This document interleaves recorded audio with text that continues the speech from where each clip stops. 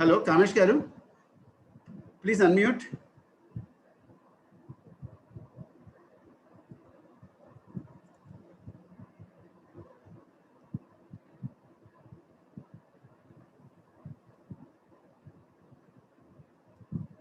Kamesh Garu, are you able to unmute?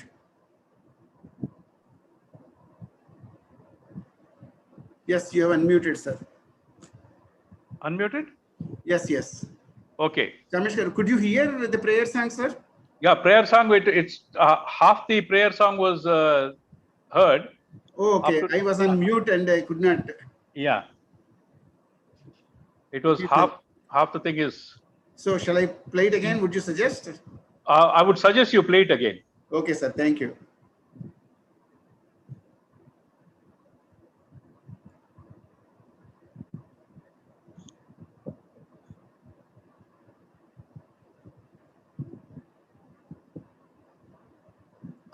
Kurutvang kalyanam arogyam dhanasampada Shubham kurutvang kalyanam arogyam dhanasampada Shatrubuddhi vinashaya Deepajyotir namostute Deepajyotir namostute Shubham kurutvang kalyanam arogyam dhanasampada Shubham kurutvang kalyanam arogyam dhanasampada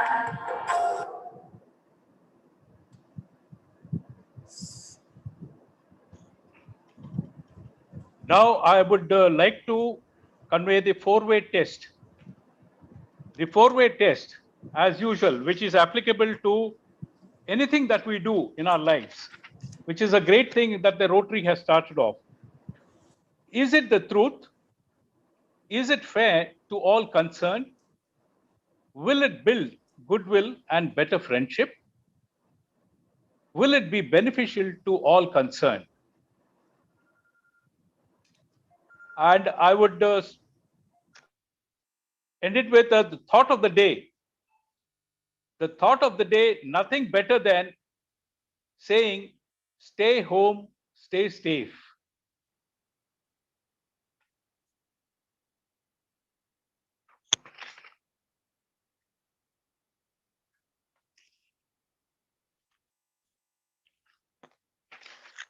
Now I would request Murthy Garu for giving his opening address.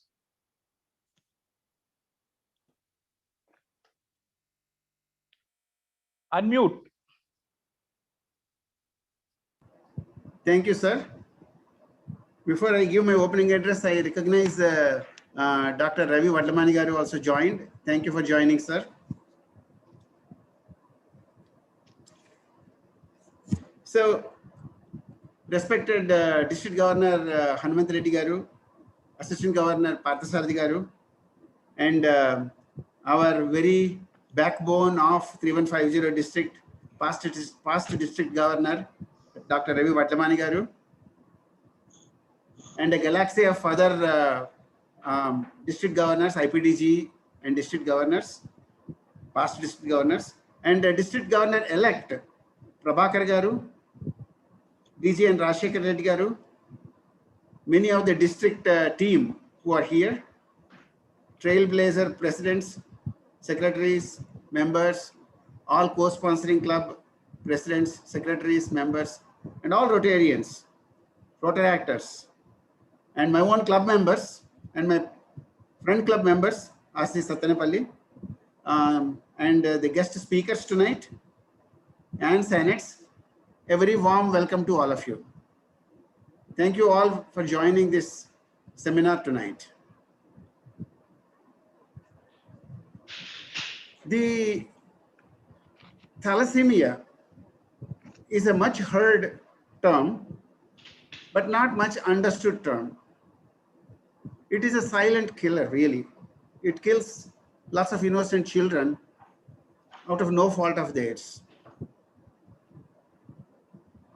There are an estimated 1.5 lakh thalassemia children with major severity within India alone. And every year, some 10,000 are being born. It's sort of like a blood disorder which makes the hemoglobin not be produced. So the children become anemic, weak, inactive, passive, and unless there is a medical intervention or sufficient support is given to them, it could lead to their death. So it's a very serious concern in the entire society, which is not fully met, which is not fully be catered. So we are in a position where lots of activity has to happen by good citizens of this country so that the thalassemia children can be saved. So this awareness program is to sort of like get educated ourselves and then pass on that education to others so that we can start addressing the problem. I know many clubs are already active and acting, in helping the thalassemia children in many, many ways. But the campaign is not hard enough, and we would really like to start that. And some of the things, that we would like to know are, first of all, what is this disorder? What is thalassemia? How does it happen? What can a child do if he or she is diagnosed to be a thalassemia child? And what can a parent do? What is the kind of life style of that child or parent? The kind of agony, the depression, the trauma that the child goes through, the isolation. How do we save these children? And more importantly, how do we take some steps necessary to be able to prevent, to be able to reduce this intensity of thalassemia major and then prevent over a period of time? And then we, Rotary, which is well connected all over India, definitely all over the world, can play a great role in working with local communities, local resources, and help, bridge the gap and provide the right kind of care, support, counseling, whatever necessary to these children so their lives will become better. So today, fortunately, we have some of the greatest doctors who have been spending their entire lifetime serving the thalassemia children. And they've got a great set of knowledge, lots of wisdom, and we would like to hear from them and learn a lot. And then take this message, take this learning, take this awareness forward, and then see how we can play a bigger role in helping the thalassemia cause over the entire country. This is our spirit, and this is our, I would say, desire, what you call goal of arranging this seminar. And we would like to actually continue doing some of these activities going forward too, to continue bridging the gap, definitely in level of understanding and also figuring out the right steps to take. So with that, I welcome you once again to this wonderful seminar, and thank you all for finding time to join this. Thank you, sir. Back to you, Kamesh Garu. Thank you, Murthy garu. Before I invite Ravi Vadlamani garu for his words of wisdom, a small intro. I wanted to be very out of the box thinking.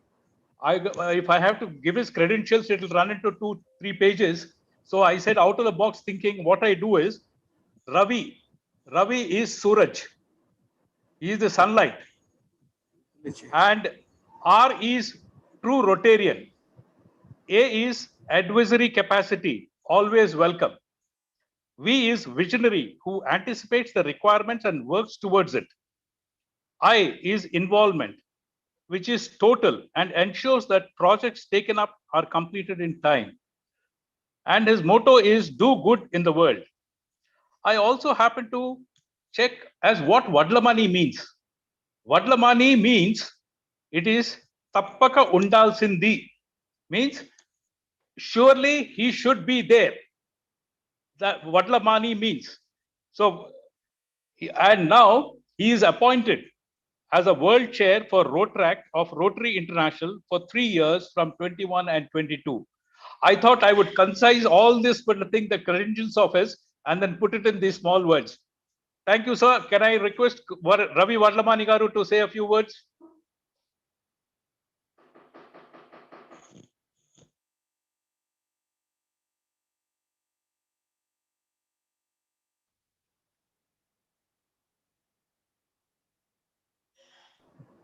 Dr. Ravi Vadlamani garu, please unmute, sir.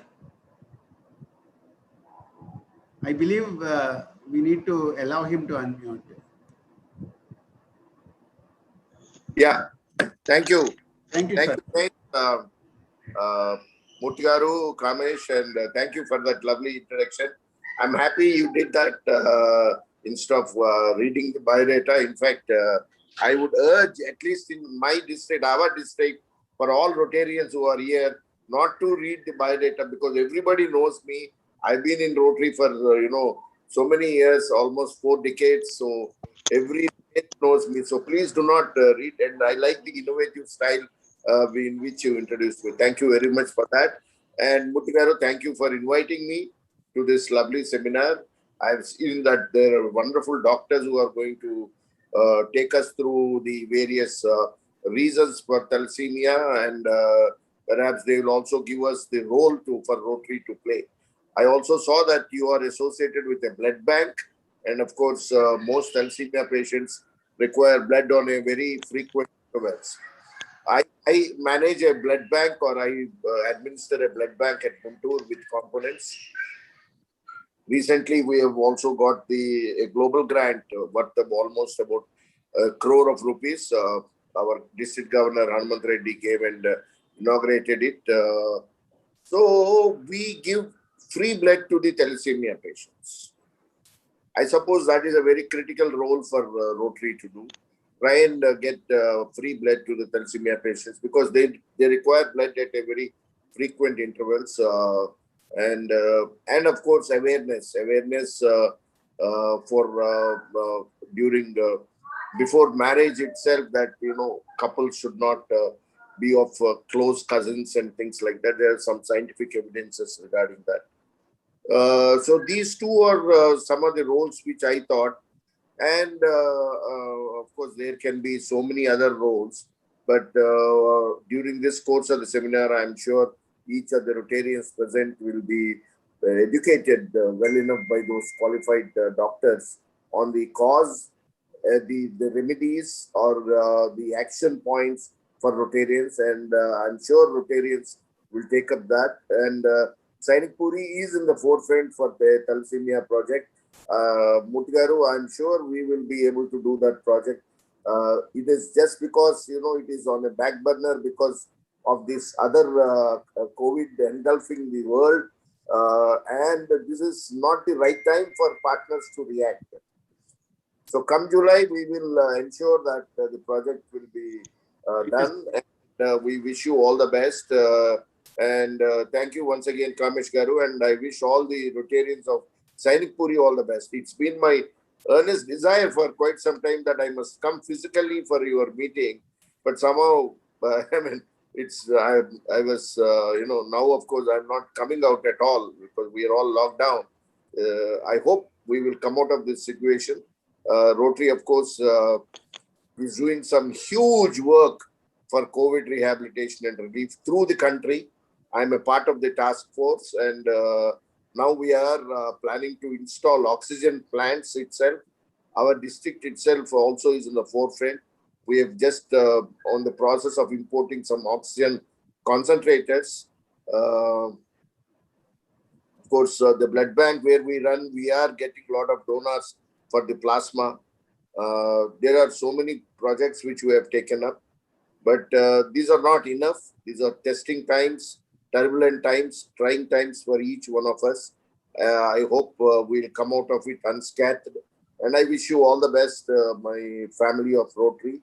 And of course, our governor is doing some excellent work in spite of the COVID surrounding him and engulfing him. I wish him all the best and wish each one of you all the best. Actually, we have another meeting at 7. And I didn't realize that. I thought I'll just say hello and go. That is why I requested Murthy garu to put me before the program. And this meeting I cannot pull out because it's an important meeting where we are discussing with the vendor regarding the oxygen plant from Coimbatore. So thank you very much. Once again, all the best. Namaskar. Thank you. Thank you very much, sir. Thank you for blessing it. Thank you, Ravi garu. Sarthi here. Hi, Sarthi. I missed your call. You were trying to reach me, but Yeah, I was thinking. I was asking you to unmute. Probably you're not able to. No, I was not able to. You know Yeah, the I realize that, sir. Thank you. Thank you for your time. Thank you, sir. Sir, it's a good evening from this is from Mohan from RI District 3182. Hi, Mohan. How are you, my friend? Fine, sir. Fine, sir. How are you, sir? Nice to How see you. How is Asan? Good, but situation is very bad. How is your dentist wife? Yeah, she is there. She is there on the screen. How are you doing, sir? I'm good. How are you, Priyanka? And how is your daughter? She's doing fine, sir. She's in the US. Very good, very good. Okay. All the best to you. Thank you, sir. Thank you, Thank you for joining us, sir, in spite of your busy schedule. Really appreciate that. Thank you. Thank you. Okay, before I start introducing our guest speakers today, I would like to mention a particular thing of question answer session. The question answer sessions will be held after the complete all the speakers speak, and the question answer sessions will be monitored by Tara Badrinath.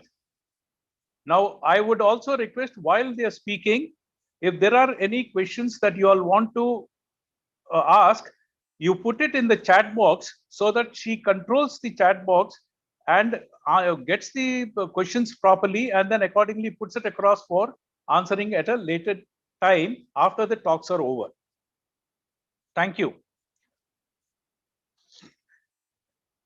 The first speaker for the evening is Dr. Gayatri. Dr. Gayatri is a veteran in the area of thalassemia. She has been supporting for this cause for a very long time and also a blood donor.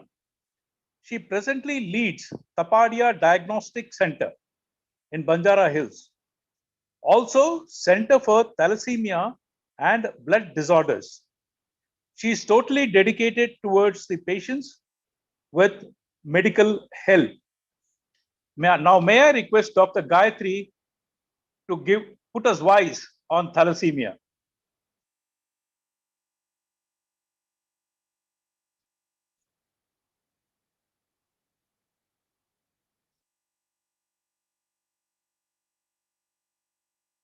I think we need to unmute. Okay, let me.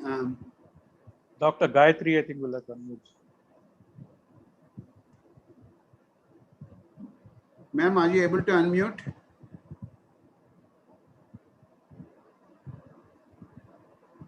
Thank you. Can you hear me? Yes, Yeah. yes, ma'am. Thank you, and very, very good evening to all the Rotarians gathered here from so many different parts of the world. I'm sure this topic interests them, and they are committed Rotarians, and that is why they have made their presence in this meeting. Thank you, Rotary Club Sainikpuri, for this platform to spread the word on what thalassemia is and how, as human beings, as Rotarians, and as citizens of the world, we can contribute to the well-being of not just the children who are suffering from thalassemia, but from saving the coming generations from this very disabling blood disorder. So for those who have not become familiar with the word thalassemia, I'll just tell you what it is about. Thalassemia major is a blood disorder in which there is anemia to such an extent that the person affected by thalassemia becomes dependent on blood transfusion for life. And how does it start? When does it start? Who gets affected? I'm sure these are some questions that you have in mind. A person who has thalassemia major is often an infant, even by the age of 5 to 6 months. A baby who doesn't feed enthusiastically, who is not energetic, is not playful, is not very interactive, but feels very lethargic, just looks exhausted, doesn't even have enough energy to feed himself or herself, has anemia, most probably. And anemia that presents at that age is most often because of an inherited problem. Inherited problem meaning something that the child has got from its parents. So, a genetic disorder by which this baby, this child's body is unable to produce the normal type of globin that is required for hemoglobin, has this disorder called thalassemia. So, when for no fault of the babies, but because the baby has inherited genes that do not allow for the production of normal type of hemoglobin, that is the reason for thalassemia. The word thalassemia is derived from two words. Thala meaning uh, it means a disease, a disorder that originated in the Mediterranean. This is where the disease was first noticed and observed, and it has continued to retain that name because of its origin. This child's body cannot prepare or produce the normal type of hemoglobin, which means that there is a shortage of hemoglobin, therefore anemia. Anemia is nothing but less hemoglobin in the body. In this child with thalassemia, the cause for this low hemoglobin is the fact that the body is unable to produce the type of hemoglobin that it requires to function normally.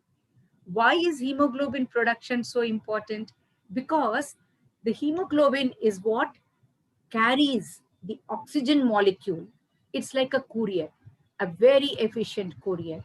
It carries this molecule of oxygen inside a red cell and distributes it to every nook and corner of the body. The smallest capillary, the smallest blood vessel through the red cells traverse, and in the red cells, the hemoglobin carries the oxygen molecule. This oxygen molecule, it is, the hemoglobin is a it teaches a lot of lessons. At least I learned a lot of lessons. This globin, what it does is that it picks up the oxygen from the lungs. It's a very avid activity. It picks up the oxygen that is available in the lungs. It traverses these blood vessels to every little corner in the body, every organ reaches the end, and when it reaches, and along the way, what it does is, like a good human being should, it doesn't keep what it takes. It gives it away. So this giving away ability is a very important quality of the hemoglobin. So it gives away this oxygen. It picks it up from where oxygen is available, and then it carries it to wherever it is required, and then there it gives it away. So why should we depend on this? Because oxygen literally is life. I don't think we need to talk about oxygen because the entire world is talking about oxygen, thinking oxygen. We all have heard so much about oxygen in the past few weeks that we would have not even know. Every child will know what oxygen is about. It is about being alive. It is about the organs in the body being able to do what they are meant to do. Without oxygen, we know now, Karuna has taught us that very well. Without oxygen, we are not alive. Without oxygen, the organs in the body cannot do what they are supposed to do. The kidney will not filter. The liver will not metabolize anything. The brain will not function. Muscles will not function. The organs in the body cannot function without oxygen. So when there is a shortage of globin, therefore a shortage of hemoglobin, now I think I would have impressed upon you how vital it is to have normal hemoglobin, And since the thalassemia child cannot produce this normal hemoglobin, he is incapacitated for life. And since this is an inherited disorder, it's like having a wrong program in your motherboard. You have to rewrite the program. Only then you can make your device work. But we can't do that in the human body yet. We do have mechanisms. There are advances in science. Gene therapy is suggested.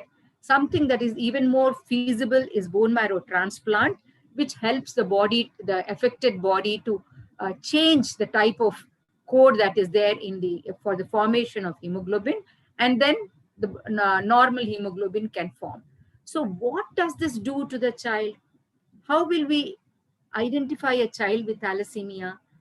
I said a child who is 5 or 6 months old could be suffering from thalassemia and be symptomatic. An observant caregiver, often a grandmother or an older individual at home, detects that the child is not as playful as he should be or as he was, say, 2 weeks back. So this is the first sign of anemia, and the child will be taken to hopefully reach a pediatrician or a doctor who's available in the area, and anemia is detected. When anemia is detected, the first thing that the doctor would suggest is to tweak the diet a little bit, but immediately some tests have to be done. So in these tests, the laboratory doctor, that is a pathologist, somebody like me, would be able to say that this is a blood disorder. It is not a nutritional disorder. It is probably an inherited disorder. And that is when testing is done, and when specific tests are done for the diagnosing thalassemia, then we are able to spell out what is the root cause for the severe anemia. What are the symptoms with which a child...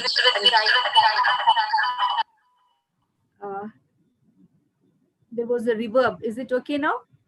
Okay. So as the child grows, the child becomes physically active. As the infant grows to reach the milestones, that motor milestones that the child are normal for the child, this child will lag behind, not because there's a problem with the muscle or the skeletal system, but because there just isn't enough energy to perform physical activities. So the physical milestones are not met with like it would in a normal infant. So that's the first sign that a caregiver, or often an elder in the family, often a grandmother, notices that this child is lagging behind in reaching the physical milestones or the motor milestones. So when this is suspected, often that is reason enough to visit a pediatrician or a local doctor who would detect that there is severe anemia. Now, most of us on this platform will know the term anemia. What does anemia mean? It means there is lack of or absence of adequate amount of hemoglobin. What does hemoglobin do? Why do we require hemoglobin? What will happen if there is inadequate hemoglobin? Now, for us to understand that, I'll have to tell you what hemoglobin does. Only then we will understand why it is important. Hemoglobin is that part that is packed inside the red blood cell. We would all know that in the blood, there are 3 types of cells. The first is the red blood cell, the second, the white blood cell, and third, what are called the platelets. The platelets are the cells that help us with clotting of blood when there is an injury on the skin. The white blood cells are the soldiers in our body, the first foot soldiers.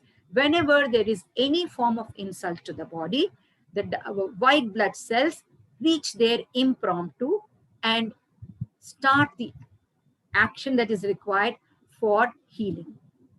Then we come to the red blood cell, which is what interests us today. Red blood cells are the cells, literally the red blood cells.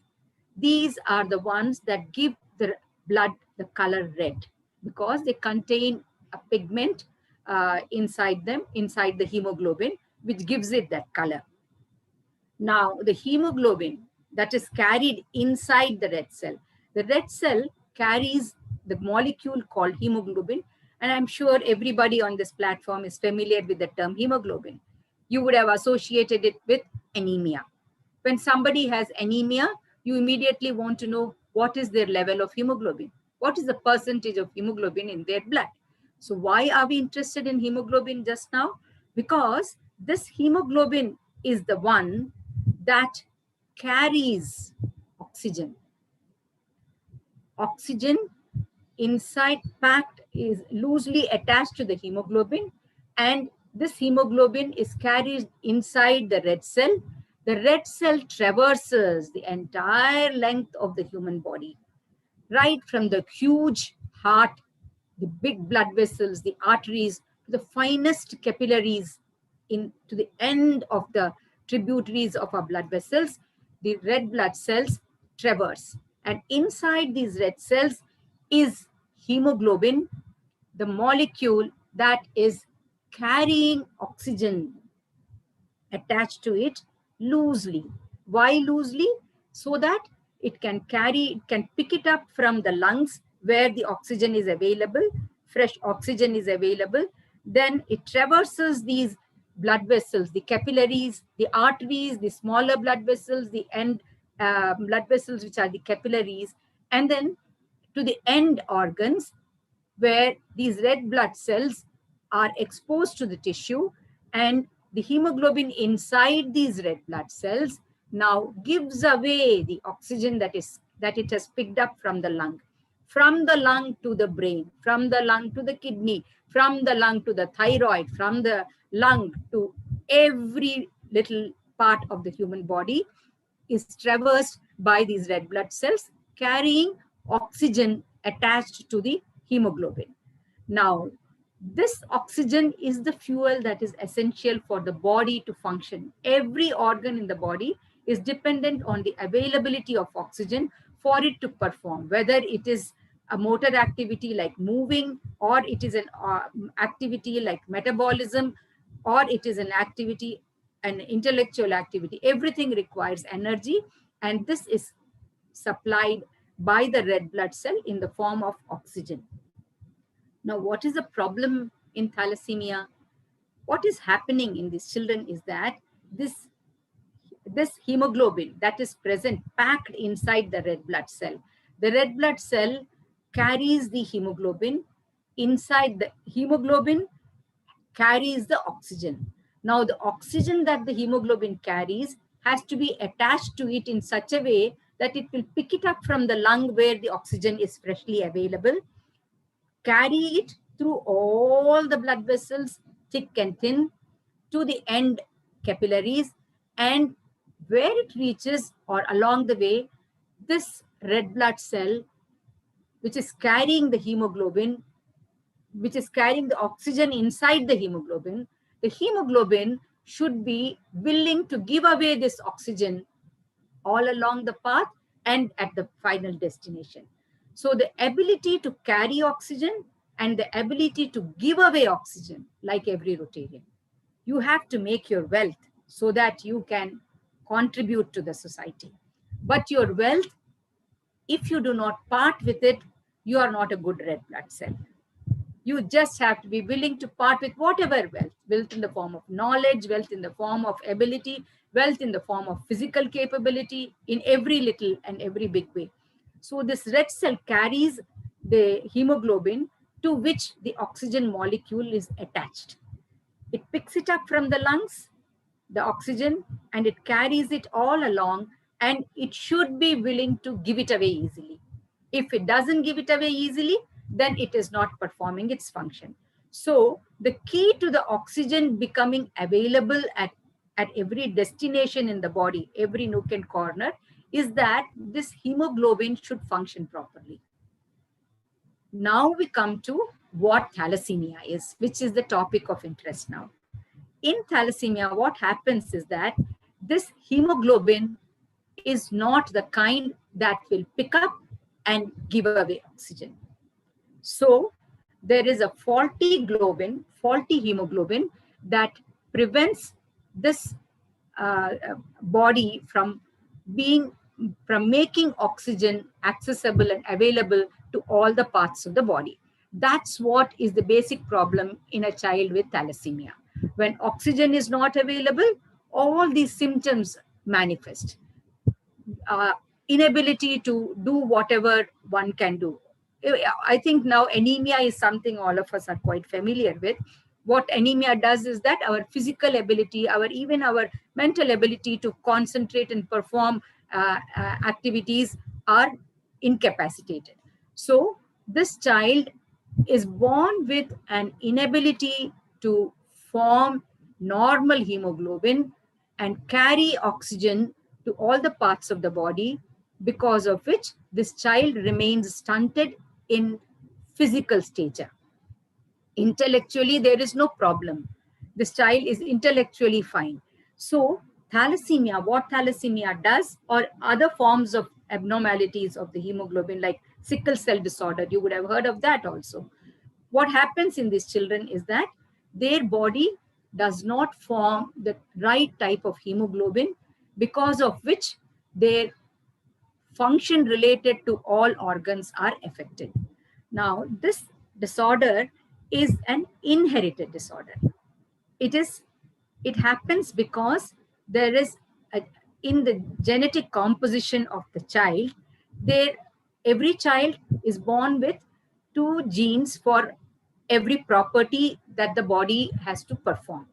So from both the parents, 1 gene from the father and 1 gene from the mother is contributed to the making of the type of hemoglobin that this body will form. When this is faulty, then the child's body is unable to produce the normal type of hemoglobin, whose property is to pick up oxygen very avidly and to give it away very avidly too, much like Rotarians. Pick up, but don't hold, give it. So this property is very, very vital for the normal functioning of every organ in the body. So when this is not possible, bodily growth is affected, inability to perform physical activity happens, and the child remains stunted physically, small in stature. Intelligence is good, but physically the child is not fully as developed as he should be. So this genetic disorder can happen only when both the parents are carrying an abnormal gene for globin formation. Globin is the protein that decides the type of hemoglobin that we will have in our body. Once this program is written, it is much like a software program. Once it is written, it cannot be rewritten in the genetic code in our body. So once the code is written for a particular type of hemoglobin, it is for the lifetime of that child, and that child will pass on the same program, this faulty program, to the next generation. So this is the importance of understanding the genetic manner in which this disorder is propagated. We know this very well. So we use these tools in the prevention of thalassemia. We'll talk about that later. So when both the parents carry an abnormal type of hemoglobin, then the child born to them has a 25% chance of picking up these 2 abnormal genes from either of both the parents. When both the parents contribute their faulty gene to the fetus, then the child is born with what is called thalassemia major. That is, the child's body contains a genetic coding that cannot make normal hemoglobin.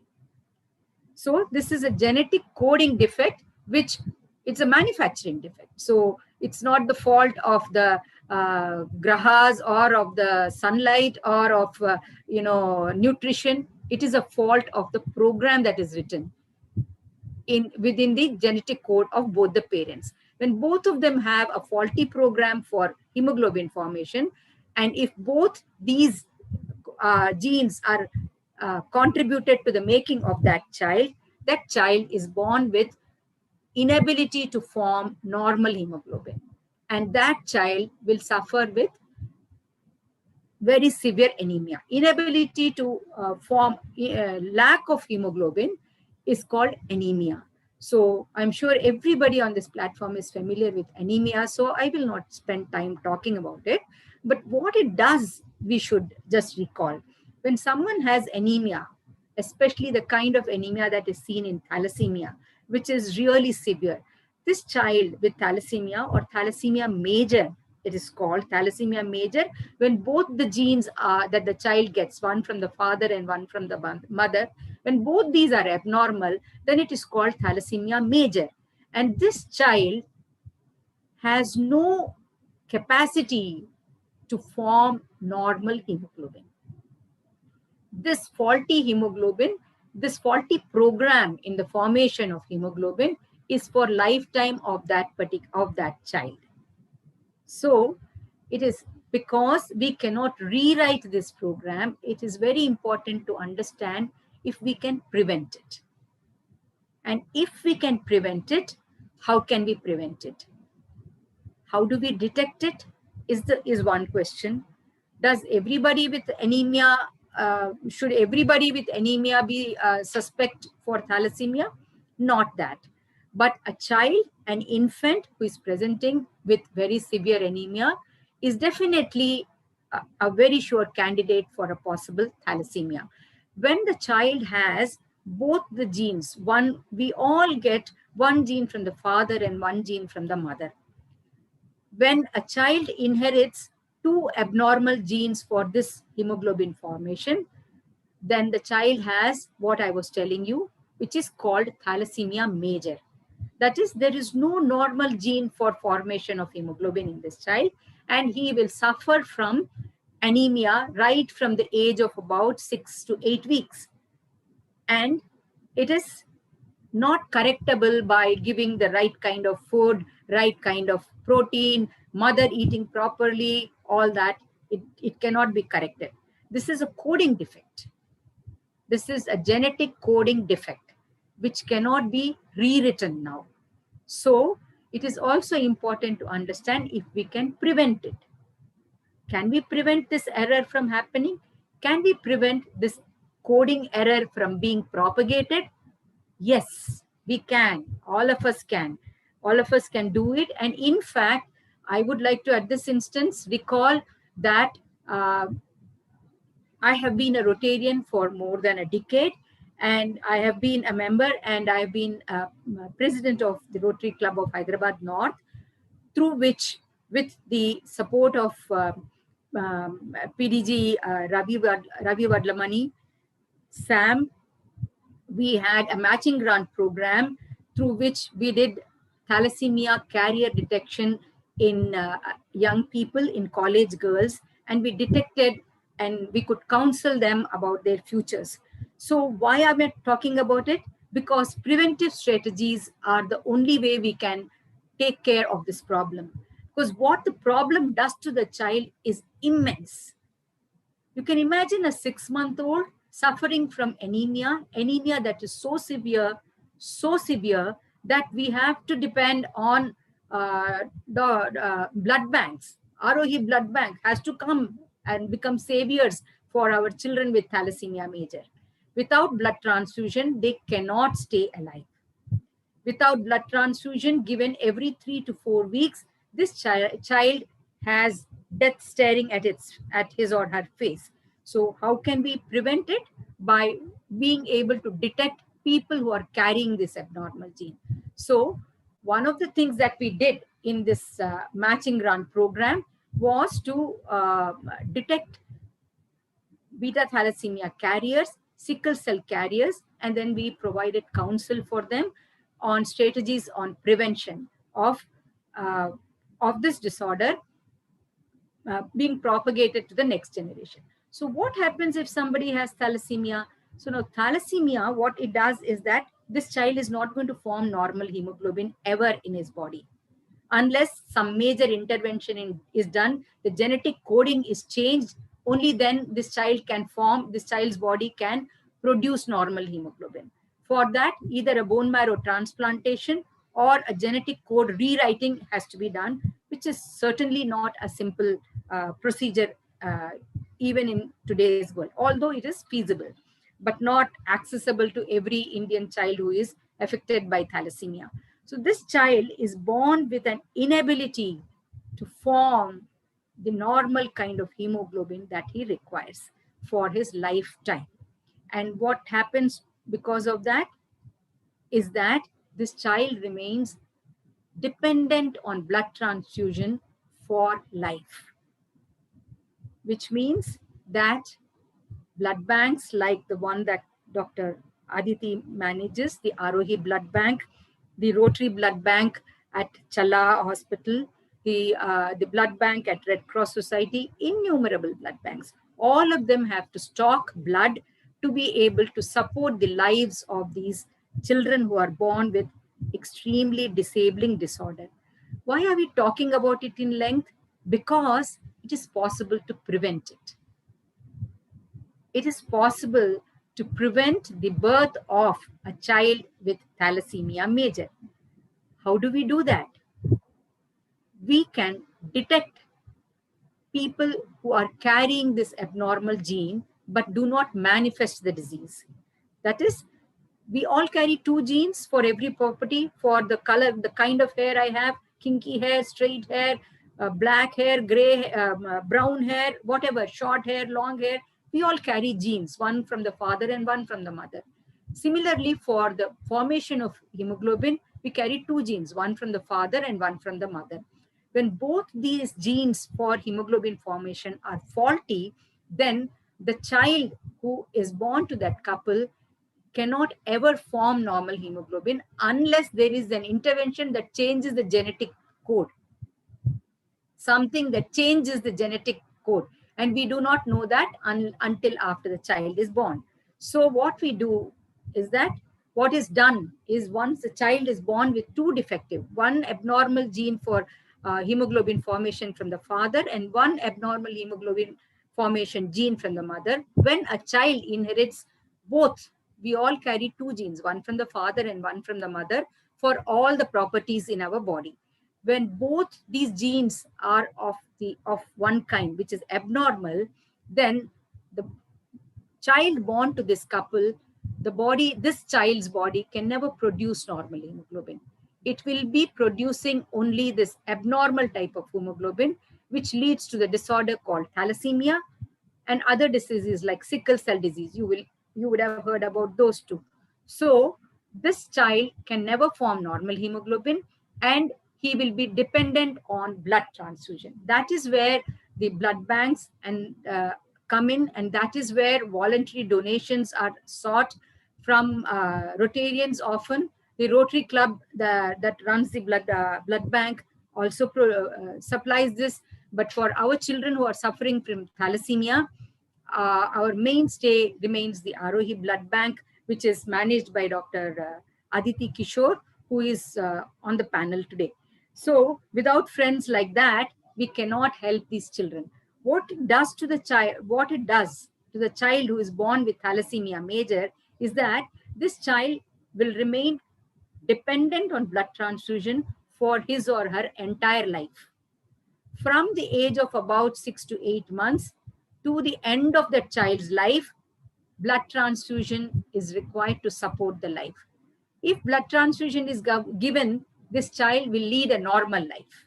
That is where blood banks are the huge human service that is done by the blood banks, and so many Rotarians who organize blood banks are playing a role in saving these children's lives. So every donor must also know that it is possible to become aware of this disorder and to prevent it. Now, how do we prevent it? We can prevent the birth of a child with thalassemia major by detecting carriers. That is, a person who carries one normal gene and one abnormal gene for hemoglobin formation is said to be a carrier. So when somebody is like, if I am carrying a hemoglobin gene, which is one from my one parent and second from another parent, one gene for globin is abnormal, I will not manifest disease, but I will be a carrier. I will be a carrier for an abnormal hemoglobin. It is possible by testing to detect these carriers. And this is the point we have leveraged in science. We detect carriers by doing certain simple blood tests. We draw a blood sample from the vein, test it for the presence of certain types of hemoglobin, and can tell who is carrying this abnormal gene for abnormal hemoglobin. Once we detect carriers, what we need to do is to counsel them. And here comes the role of every citizen, definitely every Rotarian. Every Rotarian can perform this. When young people, before they get married, they do so many things to ensure and assure themselves of a comfortable future. One of the basic things that they can do, and very simple to do, is to get themselves tested for the possibility of carrying a thalassemia gene. It's very simple. They just need to give a 2 ml of blood to a laboratory that will do the testing. So when somebody gets detected with a thalassemia abnormal gene, he's called a thalassemia carrier. If two thalassemia carriers get married, then the chances of this abnormal gene being transferred to the child who is born to them, in every pregnancy, it is 25%. That both the parents contribute their abnormal hemoglobin gene to this infant.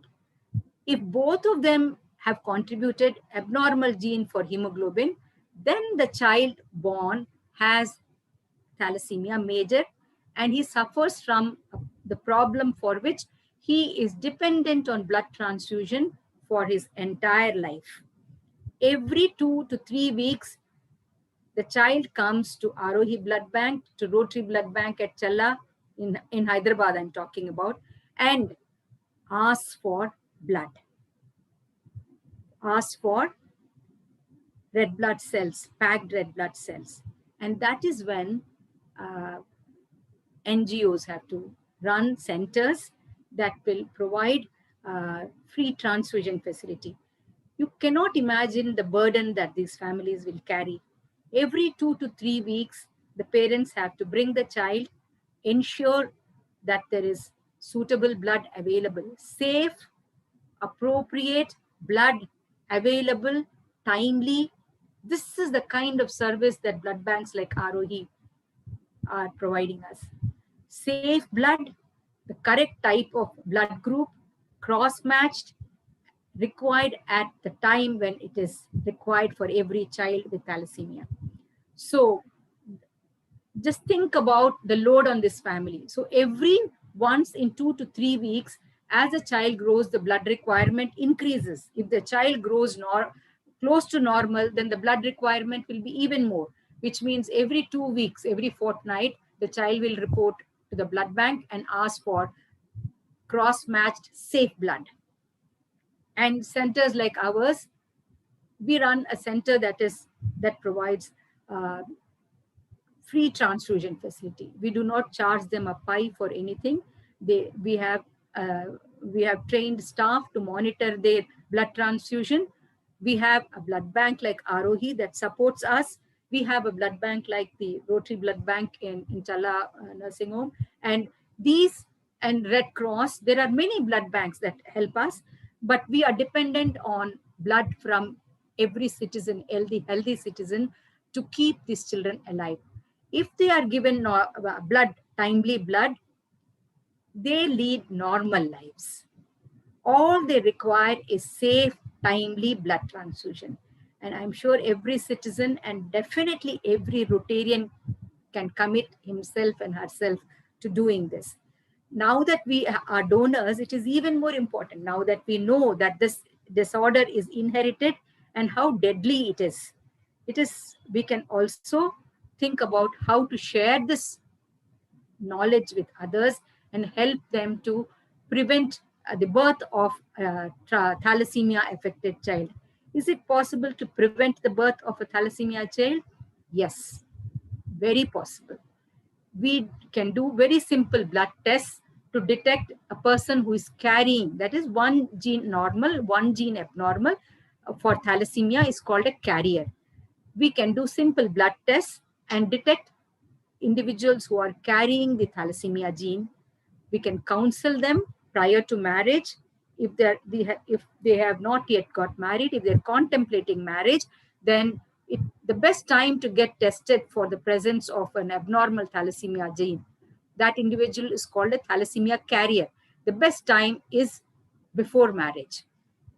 If an individual is detected to be a thalassemia carrier, then the best suggestion one can give is to ask them to get the proposed partner also screened for the presence of this carrier status. This is a very simple test. Again, 2 ml of blood is all that is required to perform a test that we do in our center. We can detect carriers. We call them carriers because they are carrying this abnormal gene for thalassemia. Once a person is detected as a carrier, we can counsel them and tell them what happens if they marry another carrier. Now, if both of them in the marriage, both partners are carriers, is that doom for them? Should they not marry at all? It's not as gloomy as that.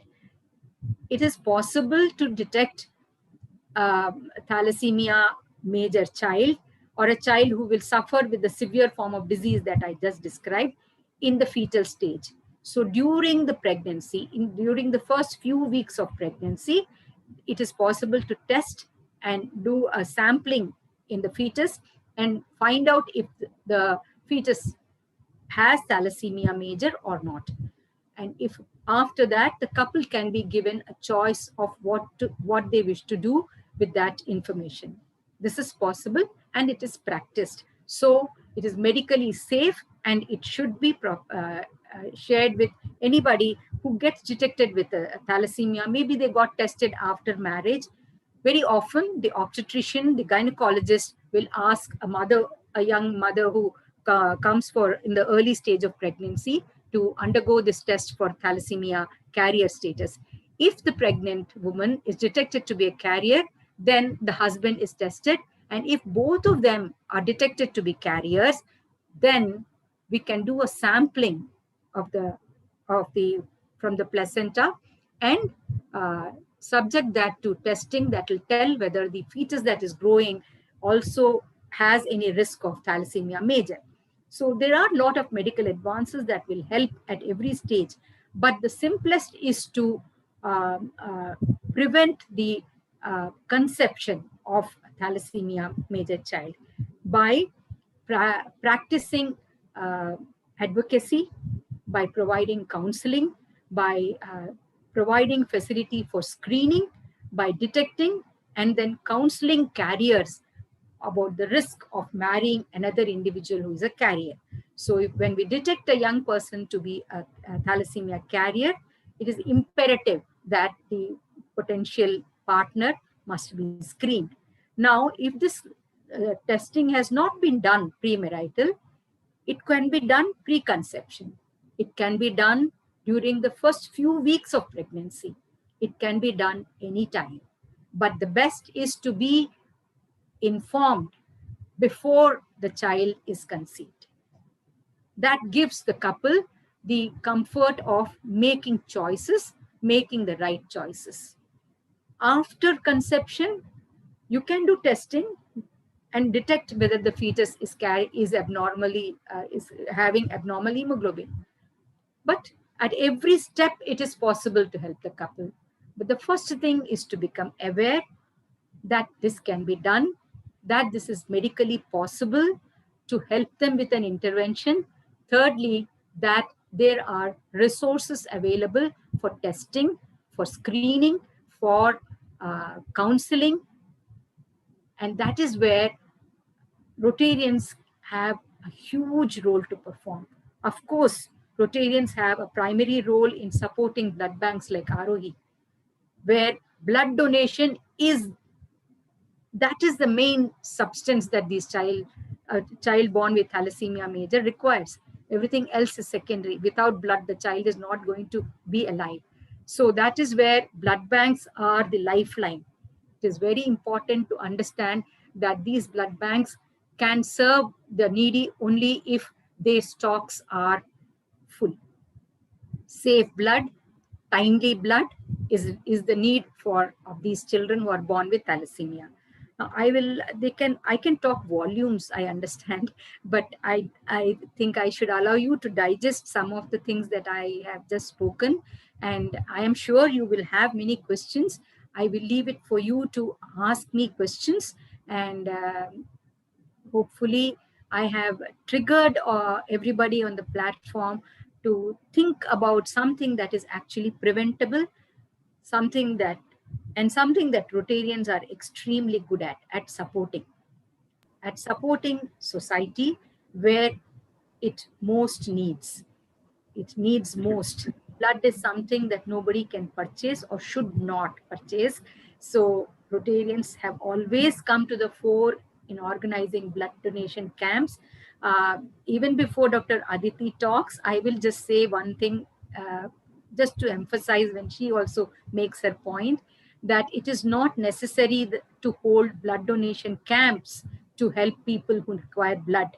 You can walk into blood banks, safe blood banks like Arohi Blood Bank, Rotary Blood Bank. You can walk in Red Cross Blood Bank.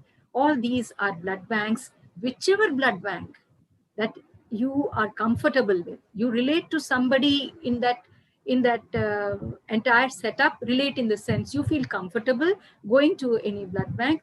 Be a donor, be a blood donor. You can donate money, but nobody else can replace the kind of product that your human body produces. You give a pint of blood, it regenerates in no time. You think of it like this, maybe you get fresh blood. You give away blood and your body produces some fresh blood.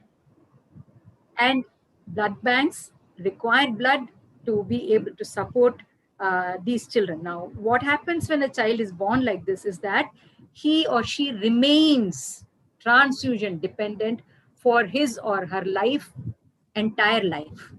Is there no intervention? Yes, there is. Possible, available in India? Yes, and that is called bone marrow transplantation. Bone marrow transplantation is, we will keep that subject for another day and another time, because that is a whole volume in itself. Now, Thank you.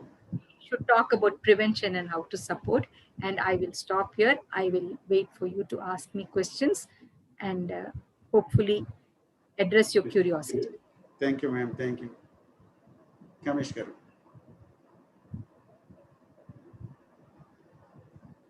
Kamesh garu, back to you.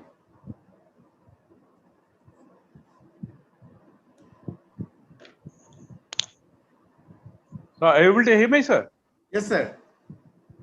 Okay, but first of all, I think we should thank Dr. Gayatri Krishnamurthy for giving us an excellent talk on thalassemia and put us wise on that particular thing as to what to do and what not to do.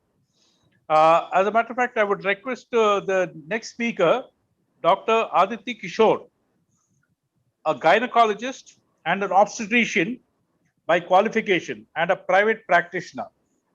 She started Arohi, an NGO that provides free blood for thalassemia children. Her aim is to reach the underprivileged segments. Motto is bringing dignity to life.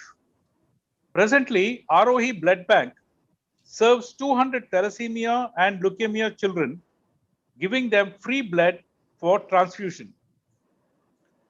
Now I request Dr. Aditi Kishore to give us a talk on the blood bank. And can I request the talk to be about 10 to 12 minutes? Thank you, Aditi Kishore.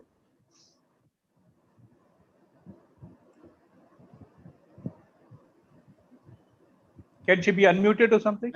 I believe there may be an issue. Let me just look at that, sir. Yeah. She says, please unmute me.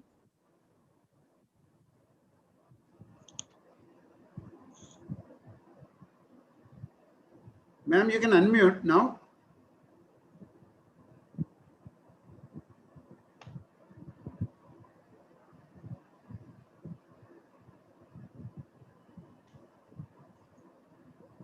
Can you unmute? Aditi ma'am? Yeah, I have unmuted myself. Can you hear me now? Yes, Yeah, ma'am. we can hear you, ma'am. Okay. Thank you, Mr. Kamesh. Good evening, everyone. Rotarian Hanmant Reddy Garu, Rotarian Partha Sarthi, Rotarians from the Rotary Club of Sainik Puri, ladies and gentlemen. It is indeed an honor to address an international organization such as Rotary, which molds Rotarians to a great sense of fellowship and service. For the past several months, I've been interacting and interfacing with a number of Rotarians, and the level of commitment and interest shown has been very satisfying.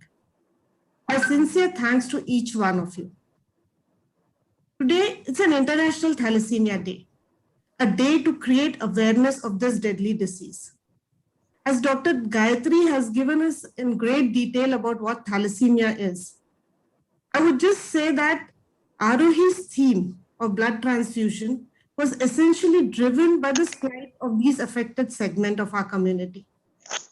We therefore set ourselves to this task of bringing dignity to life to these individuals by setting up a blood bank.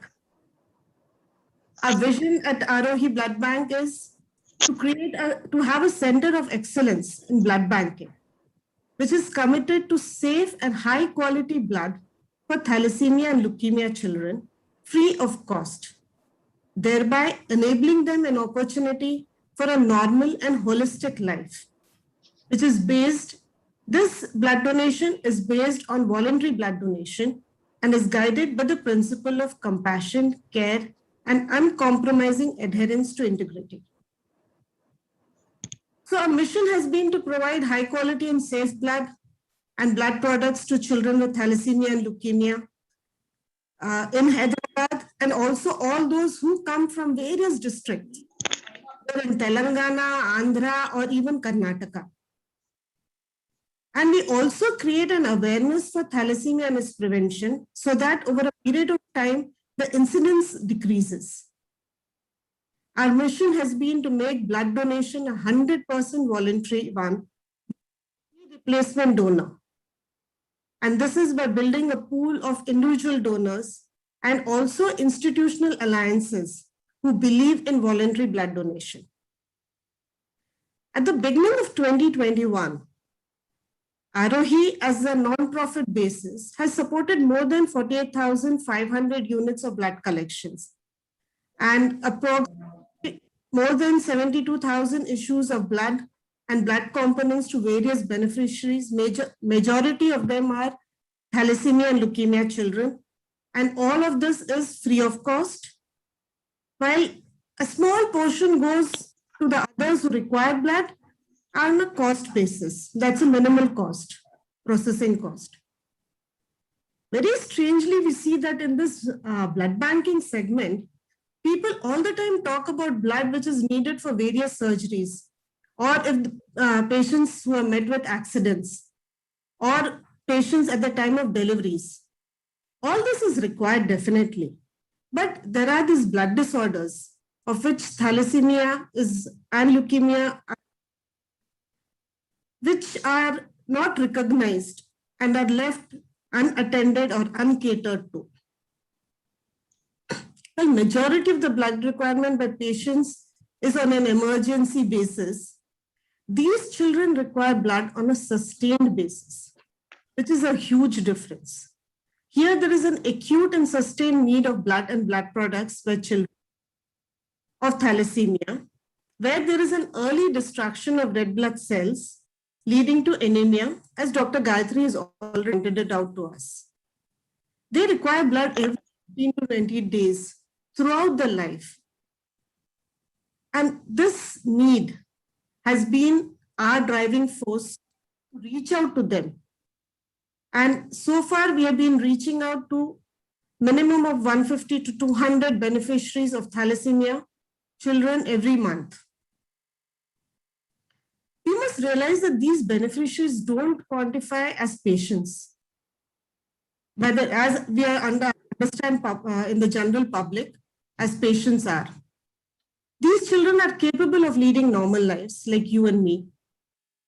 But of course, as normal as it can be, if a person requires transfusion every 15 to 20 days and also requires medication to keep the iron load less. And in every sense, there can be no commercial equation possible for serving or servicing them. Therefore, they're most neglected. At the same time, they cannot do with blood transfusions. And the children who come with us, they come from a very poor economic conditions. And with the result that the parents find it very difficult to adhere to the transfusion timetable. We receive calls from parents inquiring the availability of blood, but we're not sure that they will come. We are not sure that the economic conditions or the various compulsions that the parents have will let them come to us for the transfusion. Because we have seen that most of the beneficiaries who come to us, the parents have a monthly earning of not more than 10,000. So hence an intervention is an absolute necessity. Our aim is to motivate parents for regular transfusion. And this, as I said earlier, has been hindered by the economic background and also the stigma which is attached as a parent requires transfusion.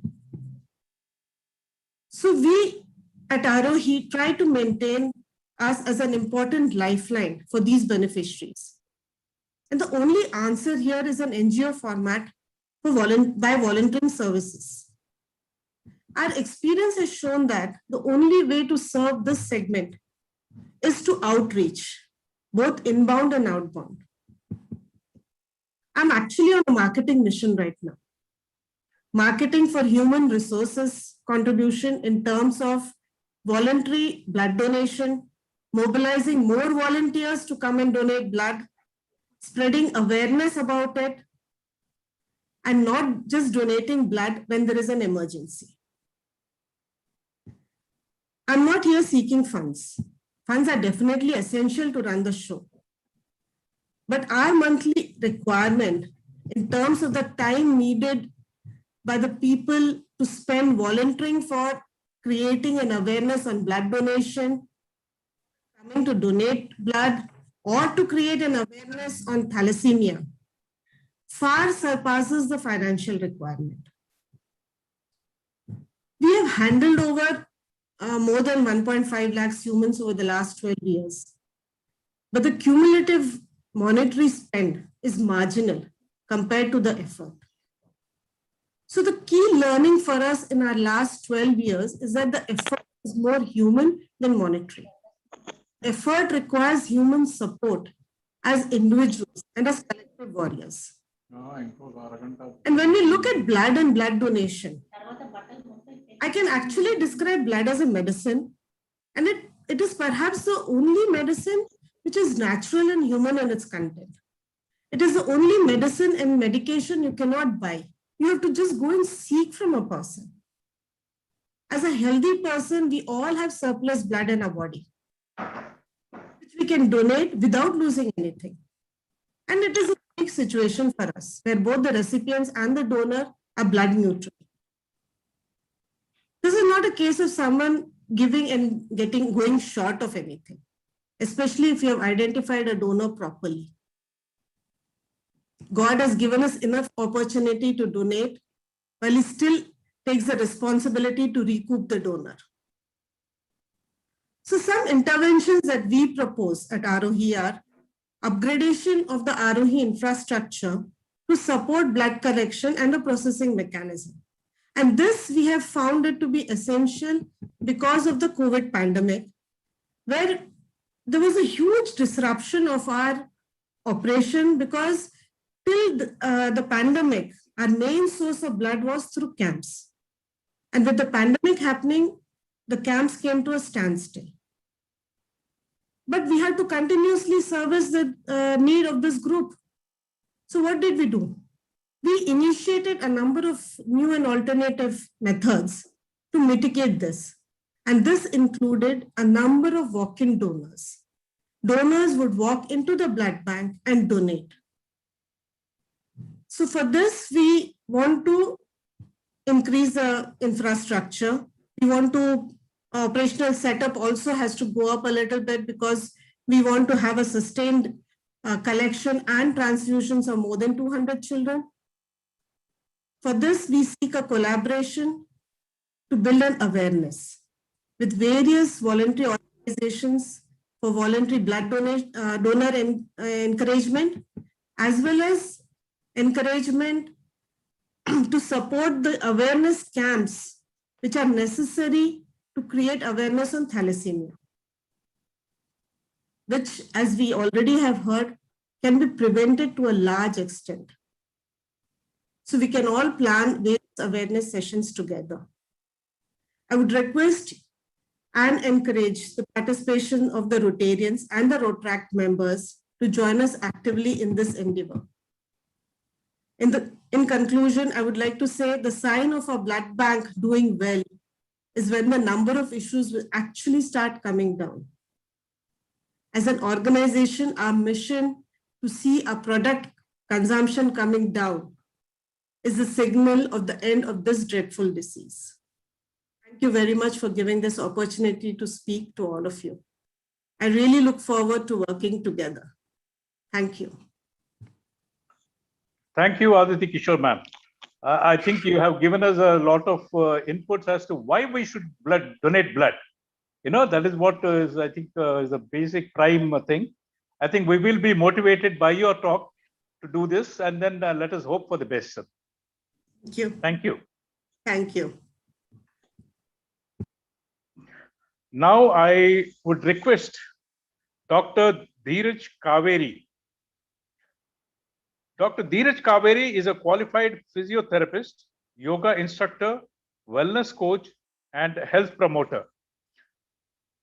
Dr. Dheeraj Kaveri runs an organization of a company called Stay Active that promotes healthy and sustainable lifestyles.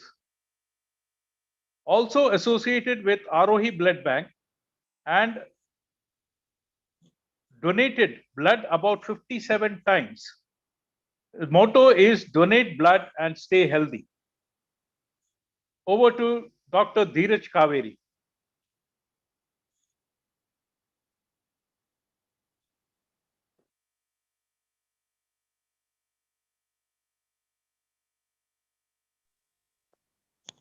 Murthy sir, I think you have to help her to unmute. I am okay, sir. Now, good evening, everyone. Is it audible? Yeah, audible. Thank you, sir. Thank you for the invite and the introduction. Please excuse if there is a poor network. I'm in a remote place with a little poor network, but Dr. Aditi has already explained the change in situations during the COVID times and the whole approach of a blood bank, not just at Arohi, but all over the city or all over the country has changed, and the way the blood banks function have changed, which a change in shift first primarily, as Dr. Aditi has mentioned, from camps to walk-in donors. And the sign of a pure voluntary blood donor is when a donor really walks into a blood bank. It's like you taking an appointment and then visiting the blood bank. The challenges which we faced were faced by almost all the blood banks across the country and across the world. But yes, specific conditions, because India being always a country with a gap in demand supply. And this COVID has really widened that gap. So there were days where we were waiting for almost 60 units of blood. I mean, the children were waiting to that extent. So we had seen a lot of horrible days, but some challenges like logistics because of the initial lockdown period, which extended like every 15 days, it was extending, and donors were unable to come. That is where we were very glad that we had our association with Rotary Club of Sainikpuri, and they jumped in and helped us with the logistic. And there was Seva Bharati, two organizations who really helped us with the logistics. So we nearly got almost 200 donors in those couple of initial months when it was strict lockdown to pick them up, drop them up. So huge logistic work. And thanks to Rotary Club of Sainikpuri, Philomen sir, Murthy sir, and all Muni Kumar sir, and all the other members who are behind these three gentlemen. So thank you very much. And the other challenges which we see is how do we reach out to donors? When it was camps, we had offices, we had colleges, we had communities where we were going. And it was like an yearly affair. Once in a year, twice in a year, thrice in a year, a couple of places. But then it was totally changed. We had to approach them, we have to communicate them in a different way. So it was no more like formal emails and contacts. So I would specifically like to mention the power of social media, Facebook and WhatsApp. This really helped in mobilizing the donors, creating more awareness about thalassemia and voluntary blood donors. Couple of groups I would personally mention them is of course Rotary Club of Erupuri were the first one to jump in, then Seva Bharati. Then we had a lot of collaborations. So in sustainable development goal, we say to achieve any goals, we need partnership. So we're good to experience these partnerships and collaborations with multiple organizations, and they are continuing with us. There is second wave, and we have seen that they have stood with us in these tough times also. So I would like to mention some of them. Where Blood Warriors Hyderabad, the next speaker is going to speak about the journey, the birth of Blood Warriors Hyderabad during COVID times. So very interesting to hear from them now. And UC, then we had Every Pulse Foundations, Manam Life Foundations. A lot of parents helped in mobilizing donors. So I would like to mention a couple of individuals like Sheetal Lahuti, Manoj Jain. They really worked hard and got us difficult donors like negative donors. One community I would like to mention and request every people who are living here in various communities and apartments is PBL City. It's a very wonderful, dynamic community. And we used to have camps every 2 to 3 times a year and very decent crowd. But due to change in these lockdown times, we had seen maximum walk-in donors from this one particular community. So that was a very good model where the level of awareness was so high that individuals during COVID times with this care and fear, they were ready to come and they're still coming. They're still visiting. So then we had ASIA Foundations, Blood Connect organizations, then a lot of voluntary blood donors and a lot of repeat donors. So we're glad that in spite of the COVID lockdown, we had a lot of increase in repeat donors in 2020, which was the highest. And of course, as there were no camps, so you can say we had record 3-digit walk-in donors every month. So that was some of the very good, beautiful learnings and a lot of new collaborations. And we expect that our efforts towards promoting voluntary blood donation will continue with your efforts. And I request all the members here to, because second wave is still there and we are still in a lockdown situation. Things have not changed much, or rather it has become more horrible. So request members to please visit the blood bank or create mini camps, small camps in their respective communities. And with all the due diligence and COVID appropriate behavior and precautions, we would come and conduct the camps. This is not going to get over. We are just, May month is going up, coming, and we have still, the summer is still there at the peak, and a lot of requests are, even as on date today, I would say we had nearly 50 units in waiting today. So that's the situation at ROE, and request everyone to donate if you are eligible. And I give it over to Blood Warriors Hyderabad, and I would want everyone to hear their story. Thank you very much, sir. Thank you for this opportunity. Dr. Dheeraj, I think with all the enthusiasm, Yes, that the way that you talk, I think we are all motivated to help out people to come and donate blood. And we would like to have some PBL city type of communities where, you know, they Yes. donate blood and then give that particular satisfactory feeling at the end of the day. Thank you so much, Dr. Dheeraj. Thank you very much. Yeah. The next speaker, I would like to invite Krishna Vamsi. Mr. Krishna Vamsi is a co-founder of the Blood Warrior Hyderabad group. He is also an advisory member to a Digi Swasthya organization supporting rural health systems in Uttar Pradesh.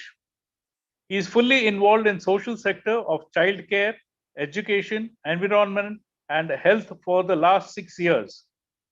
As a founder of Blood Warriors Group, tying up blood donors with needy recipients and closely working with Arohi again.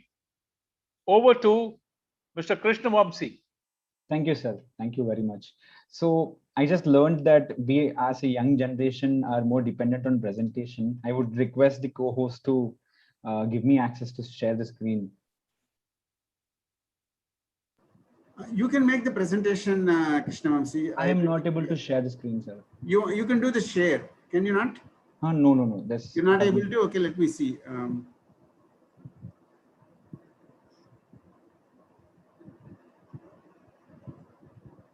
Okay, would you please try now? Yeah, it is working now. Okay, great.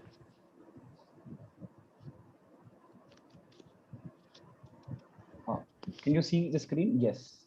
All right. Yeah. So good evening, everyone. So my name is Krishnavamsi. I'm one of the co-founders of Blood Warriors. I'm representing the entire team of Blood Warriors. So first of all, Thalassemia Day wishes to the entire community. Thank you all Rotarians. Like this is definitely a very insightful meeting. So special thanks to Rotary Club of Sainik Puri Secunderabad and our big support system, Arohi Blood Bank, Dr. Aditi and Dr. Dheeraj for giving us the opportunity to support thalassemia patients and be here with you all today.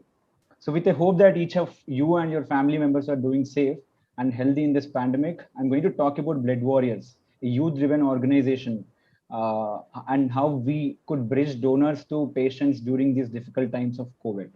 So before speaking about how, I will tell why we started. So if you look at the screen, these are the requirements from June to October. So this is specifically to thalassemia patients at Arohi Blood Bank.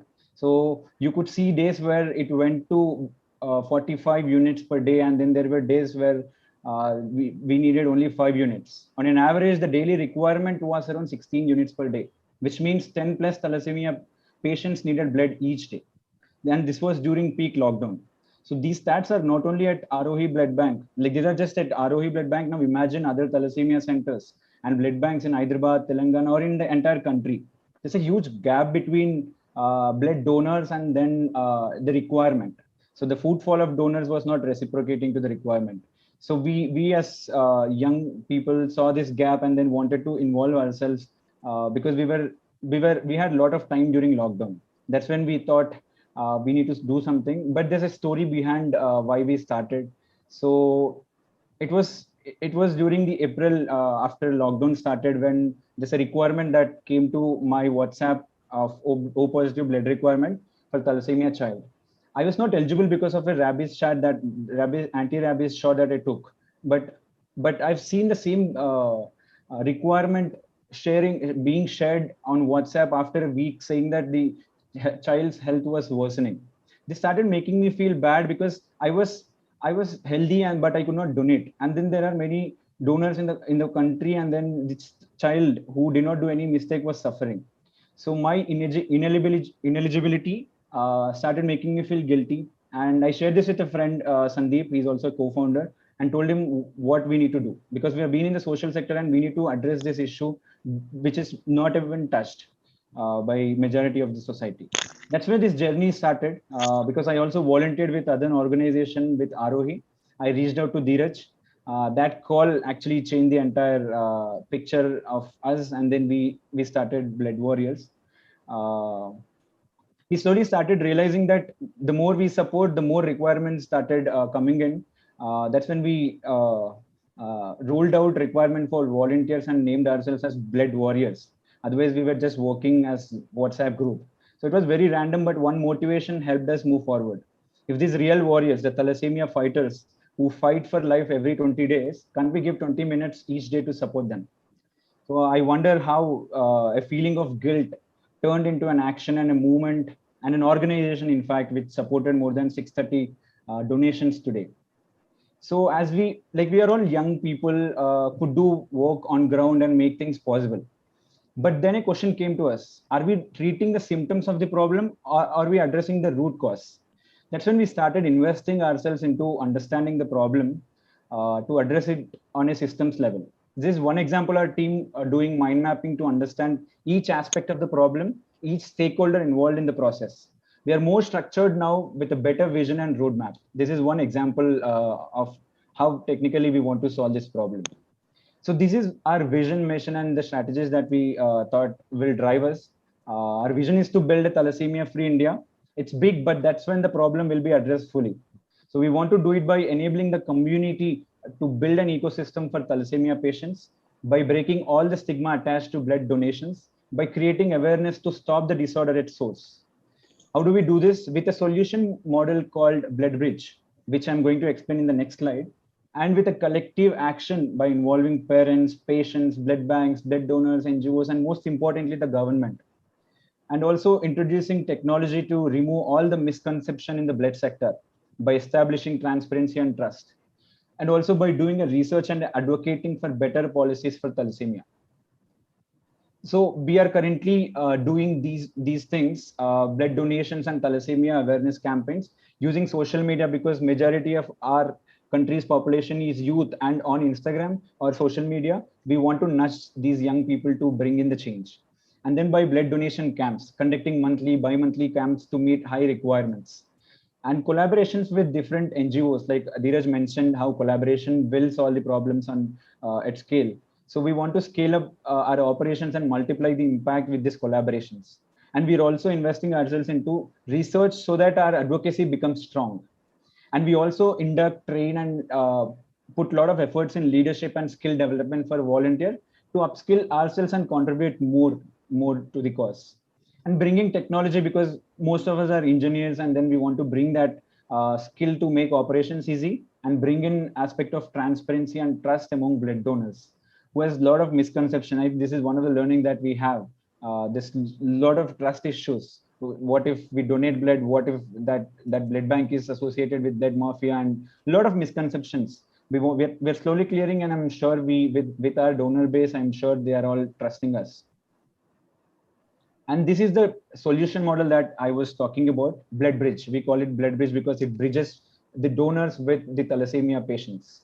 So it is a group or an ecosystem of 8 to 10 blood donors of same blood group as patient, which ensures timely transfusion. So as you look at this picture, there are 10 donors in a group with one patient at the center. All share the same blood group. First donor donates on first day.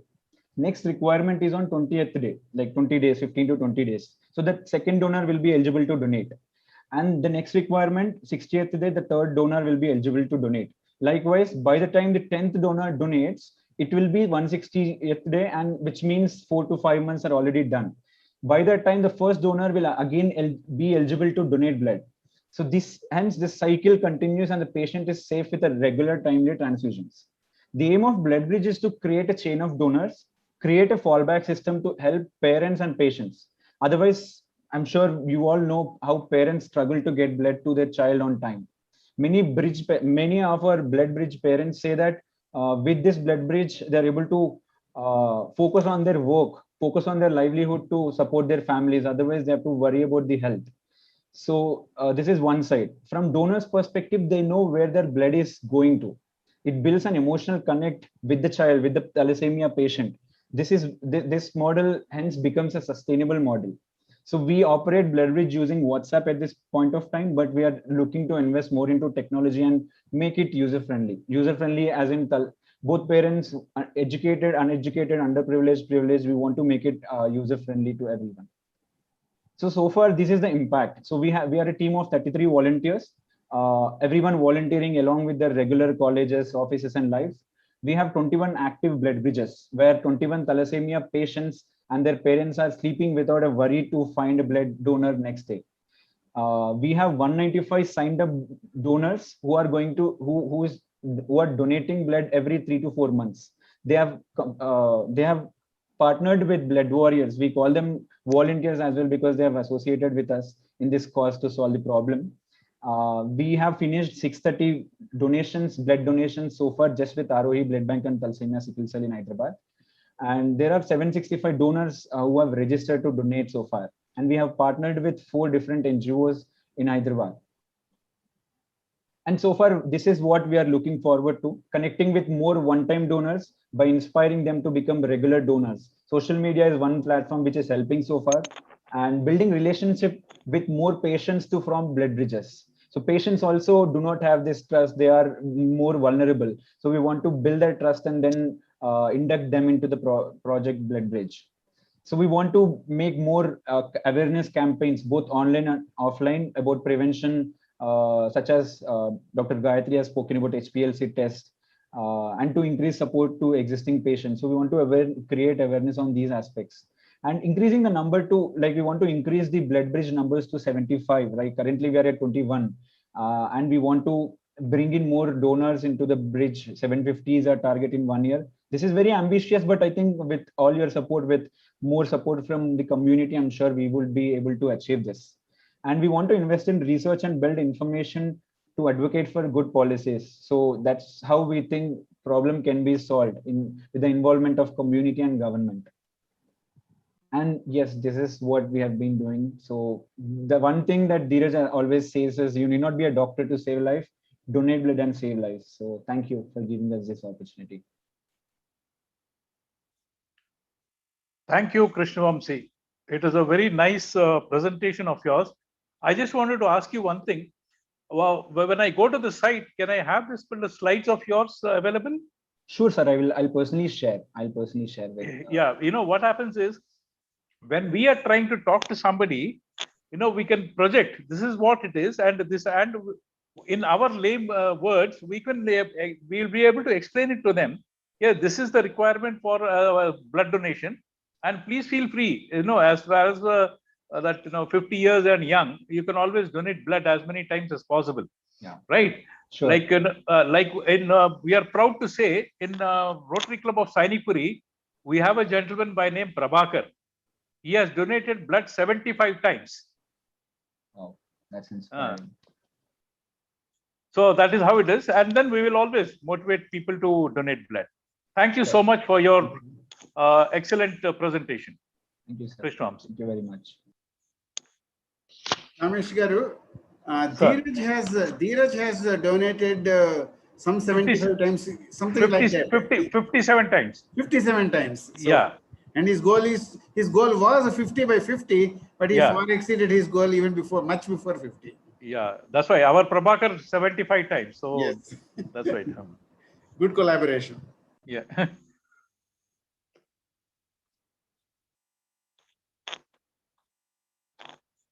Okay, now I think I would like to request past President Ravi Iyer of RC Thane Hills. He is a founder member of Triumph Blood Bank.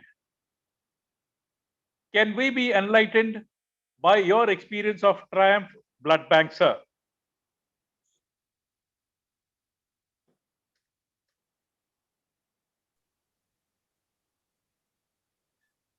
Good evening to all of you. Am I audible to all of you? Yes, sir. Yeah. Well, thank you, Mr. Sarathi, for including us in this discussion. We do have a lot of experience to share with this august audience. Thank you, Ravi, and our heartfelt condolences. You lost your mother. Yeah, thank you. Very sorry about that. Yeah. So this particular August gathering of Rotarians from all over the globe, I understand a lot of people are joining from outside as well. And we also have people from Hyderabad and other places. So my very humble good evening to all of you before I begin with. And I listened very, very raptly to Dr. Gayatri and Aditi. They have shared some lovely experiences of, or rather more likely, they have enlightened the entire audience and sensitized the audience to what is thalassemia, how it can be prevented, how it should be handled and tackled, and so on and so forth. I think those are very, very professional, light being thrown on the subject. What I'm going to be sharing with you is a practical experience of how we are handling this particular issue. It was in the year 2012-13 that the seed of the idea of doing something for the thalassemic children, was sown in our club. So while researching on this particular subject, we understood that fine, we should be doing it. And the basic requirement is, of course, without any doubt, where do you source your blood from? And where do you source safe blood from? That is one of the, the prime requirement, because you never know if a contaminated blood in the blood transfusion chain enters, the thalassemic child will not only who has a previously affected condition will get into more complications. So the requirement was safe blood. So when we thought of doing something for the thalassomic children, then we immediately jumped and we said, no, we can't be dependent on the outside blood banks to, partner us in this particular venture. So we went into backward integration and we set up our own blood bank. And uh, let me tell you that this is the only standalone blood bank in Mumbai and Thane, which has got individual donor NAT testing facility. And we do 100% NAT testing for all the blood samples that we collect, and component separation, and then we distribute to the thalassemic children and also the other patients outside. So I don't know. I should definitely be telling you something about NAT, because you'll understand the seriousness of safety of blood. Although there would be lot of different opinions about the percentage of infection being caught by NAT, but I think even if one is caught out of 1,000, that particular one also is a dangerous thing for anybody, to get transfers, whether it is a thalassemic child or whether it is a patient who's undergoing some intervention in a surgery, because already that person would be going through some problem or the other, and he should not be compounded with another problem if there is an HIV or a HBC or HCV transmitted through the blood. Well, to sensitize all of you about some celebrities who have had this problem, I don't know whether you're aware of this or not. Amitabh Bachchan is he is hepatitis C, and he got it through blood transfusion. So, so these are, and he apparently is also a thalassemia minor.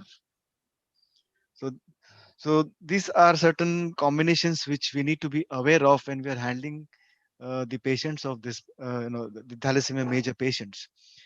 So what we have set up is a state-of-the-art facility, which is with 100% component separation facility right from day one, and with ID NAT from day one. Till today, we are doing 100% NAT. The idea was that we should actually influence a good blood donating culture and a blood transfusion culture in the entire city.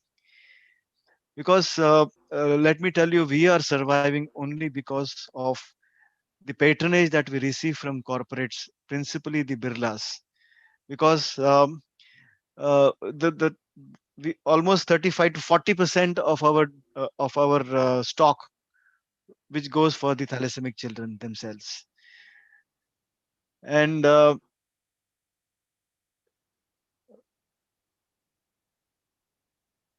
yeah, and moreover, wherever we conduct the blood donation drives, we always ensure that there is an awareness talk about thalassemia which is given, so that people also understand, because the awareness of this particular problem is not as much as one would expect.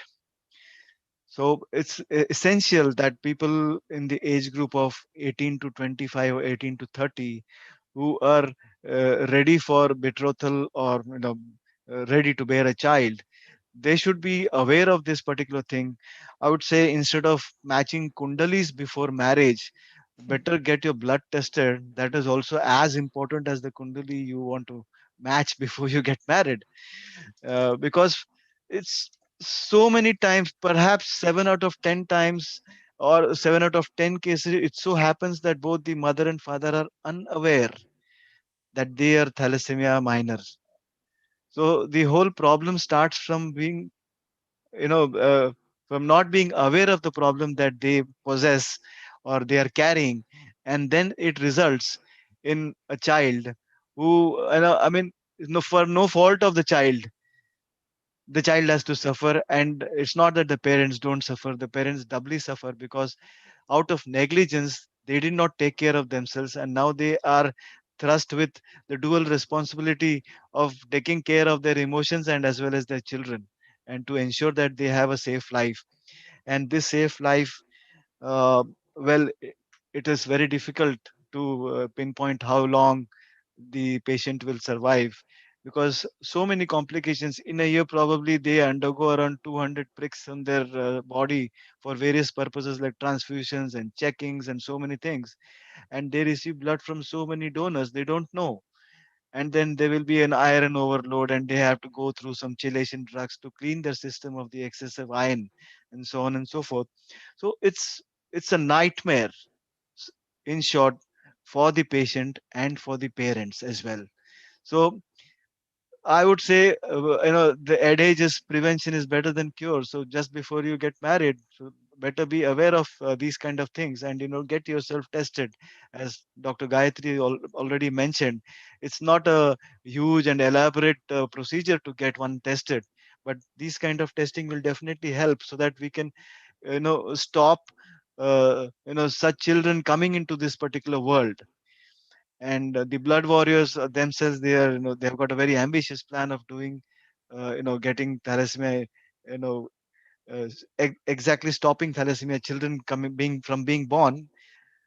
But I hope they have enough,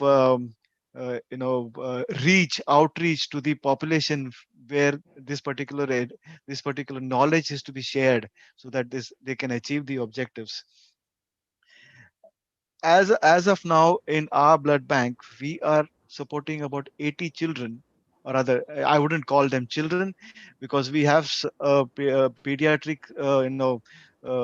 as young as maybe they started out with us at about 3 months or 4 months, and we also have a 44-year-old mother. Of course, she so that's the entire range of, the cross section of people. So I think in the West, where the healthcare systems are quite, I mean, much better than here, we also hear that there are some thalassemic grandfathers. I hope we get to hear that there are some thalassemic grandmothers and grandfathers who will eventually be here in India as well.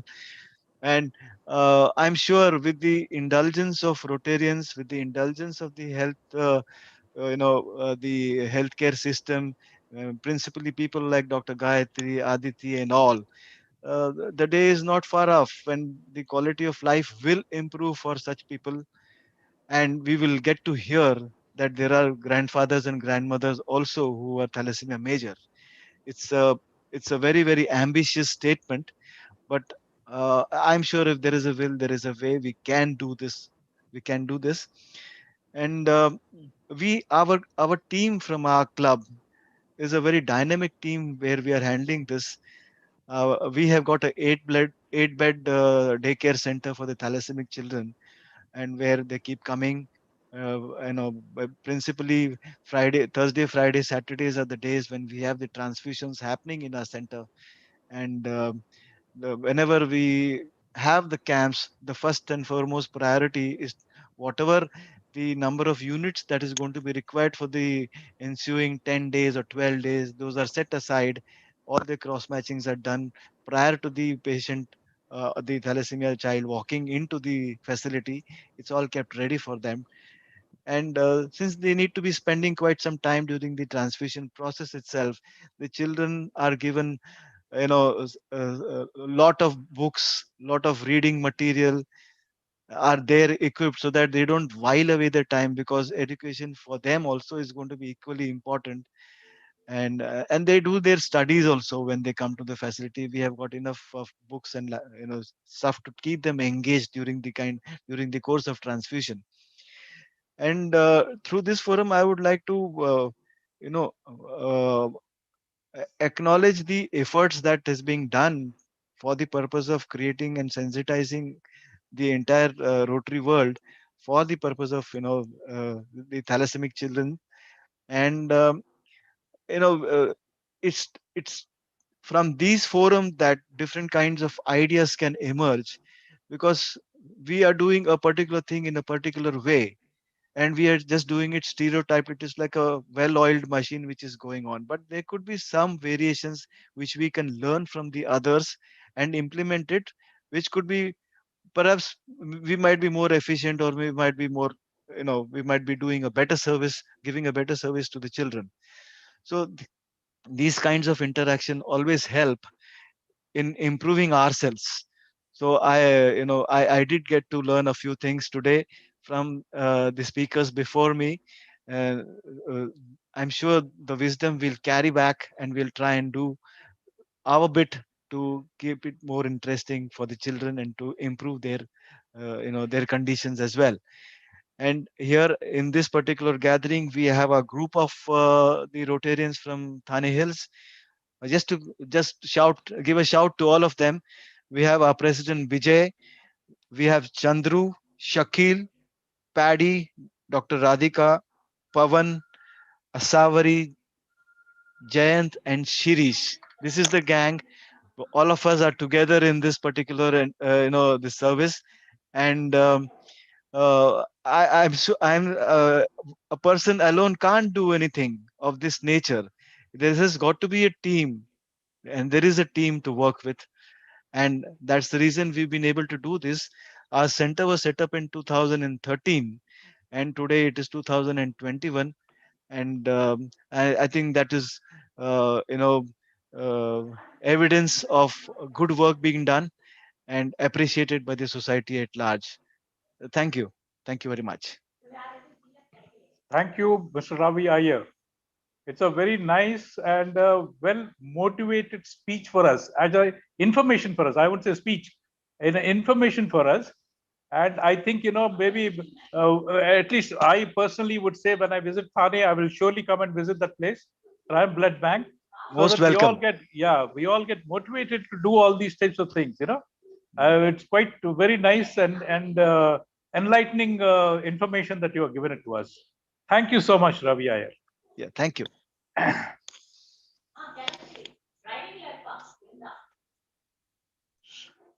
So now, before our president, Murthy Praki, gives his remarks, closing remarks, I would like to introduce our AG, Parthasarathi Garu. He is a likable person, which Rotarian is not. He is very hardworking and dedicated to the cause of Rotary. A cricket lover, Rotary Friendship Group. He's formed a Rotary Friendship Group in the district, which was started by him. Now, Parthasarathi, what does it mean? It is Krishna. In Bhagavad Gita, there is a saying, whoever comes to me in whatsoever form, him do I reach. And that is what is Parthasarathi, sir. Any help that is required at any time, I think Parthasarathi, sir, makes it, and he gives you all his wisdom for us to continue further in our particular journey. Over to Parthasarathi, sir. Thank you very much, Kamesh Garu. Thank you, President Murthy, and all the other co-host presidents. I would not take much time, because it serves no purpose me giving a speech after such eminent people have spoken about this subject. I'm a novice, but at the end of the evening, I become a bit more learned. Yes, because time is never, there's no end to the learning in life. And yes, I have been Philomen and Murthy and Munikumar and also Kamesh for trying to tell me that thalassemia, we must do something. I tried my best to get all my good friends across different districts, and thanks for their presence. Actually, I thank Dr. Gayatri, Dr. Aditi, Dr. Dheeraj, and Dr. Ravi Iyer. What a revelation from your knowledge we had. And there are Ravi. And sorry about, the other day I wanted to speak to you, but you were in the hospital, and sorry about your mother. Thanks a lot, Asan Hoysala, President Dr. Vasanta, Mohan, my friend always, who actually created this platform for me. Thank you, Mohan. Thank you, Preeti, Dr. Preeti, and all the members of Asan Hoysala, Bangalore Chandra Layout, Narasimha Murthy, mentor Balaji. Balaji is always a live wire, and all the members from 3190 Bangalore Chandra Layout, Archie Chandrayapatna Vision, RID 3182. Thank you, Dr. Naveen, for immediately accepting to be here in this evening, and all your members who are present here. Thank you, RC Vijayanagara, Mysore 3181, President Mariswamy Nayak, and my good friend A.G. Harish. Thank you very much for your presence along with your friends here, along with your Rotarians, and also my good friend Dharmendra from 31770 who introduced me to, he is the president, Rajendra Lambe. Thank you very much for greeting all the Rotaractors also from your district. Thank you, Dharmendra, for the liaising, and thank you, Rajendra Lambe, and entire group of people from 3170 Sangli Midtown, and also all my Rotaractors who are here from 4 clubs who have been a great support to me throughout the year.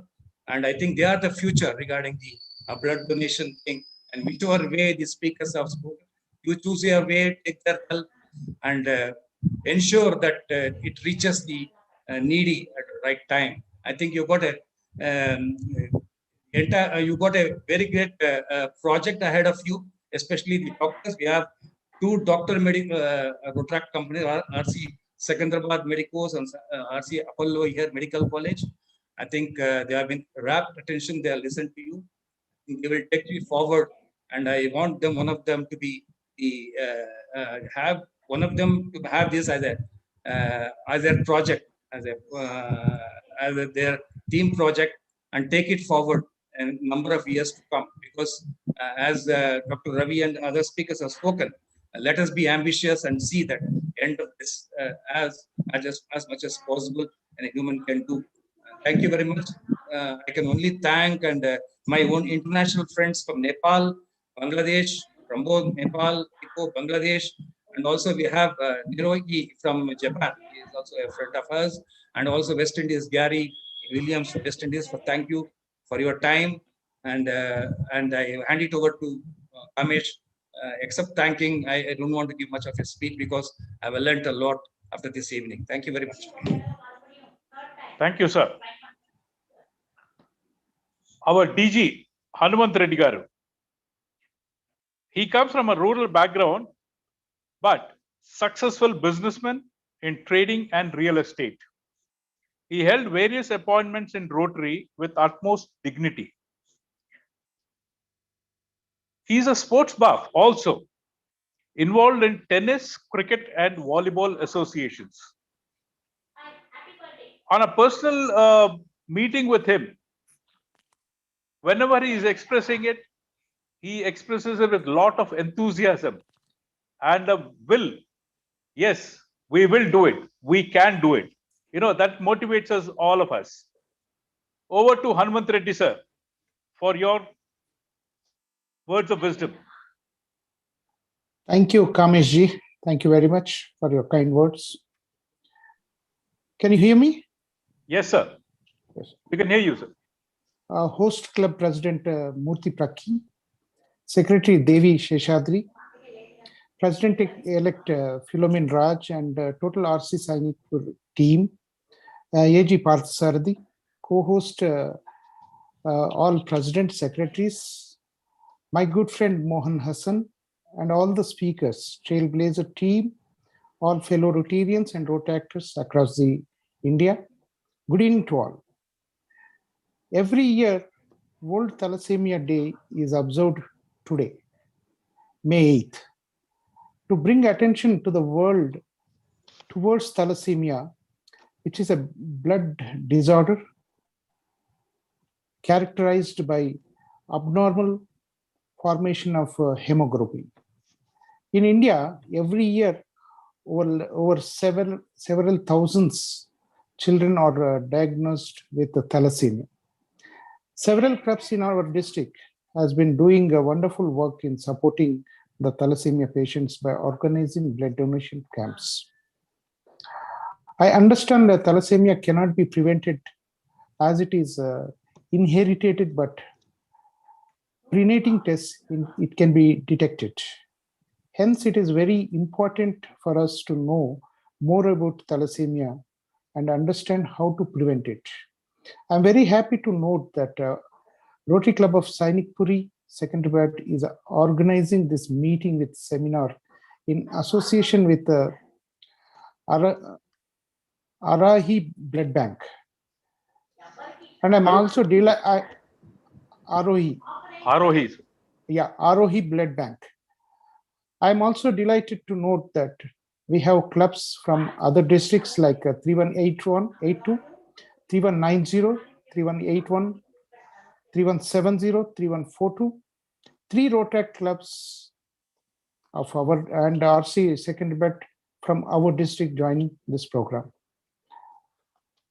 We all know that wonderful work done by Dr. Gayatri in thalassemia for the past several years. I would like to thank her and Dr. Aditi Kishore, Dr. Dheeraj Kaveri, Sri Krishnavamshi, and Ravi Iyer as speakers for sparing their precious time to enlighten Rotarians and Rotaractors on this important topic.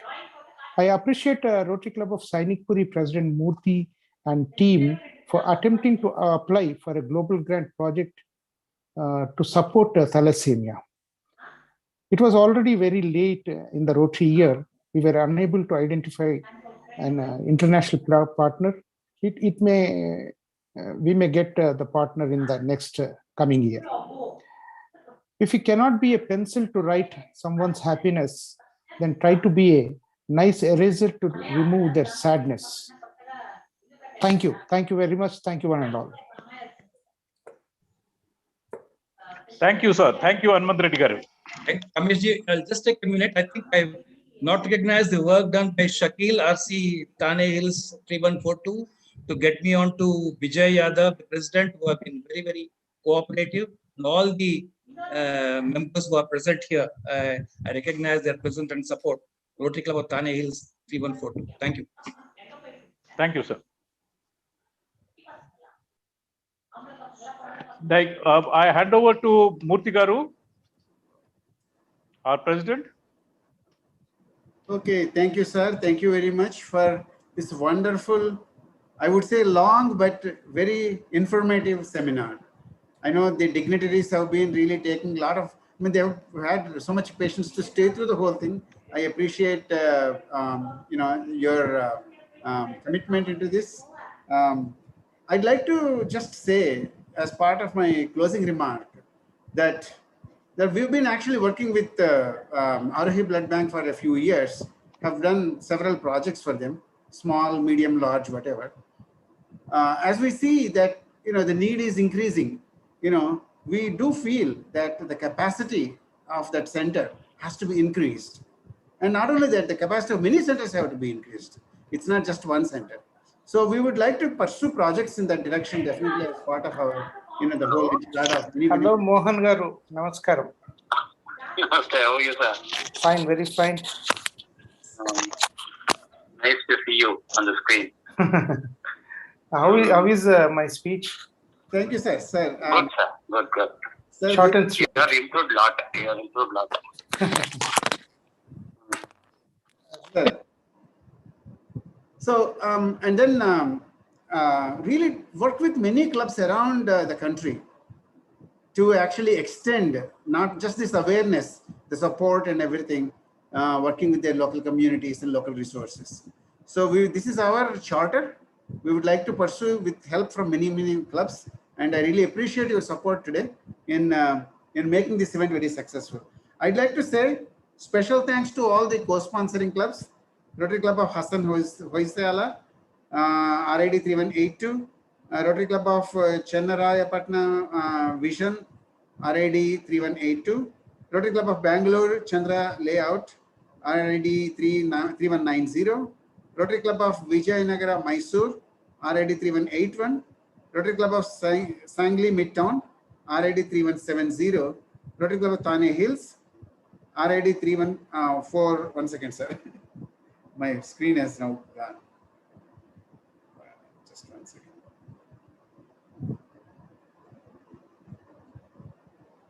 Sorry, sir. Rotary Club of Thane Hills, RID 3142. And from our own clubs, several Rotary clubs, Rotary Club Go Getters, Secunderabad Medicos, Apollo Medical College, and Rotary Club of Secunderabad. So with all the blessing and support of all these clubs, we've been able to do this great project and with this awareness seminar. So thank you all very much once again, and I appreciate your presence here, and I would love to work with all of you going forward in battling this monstrous disorder called thalassemia. Thank you very much.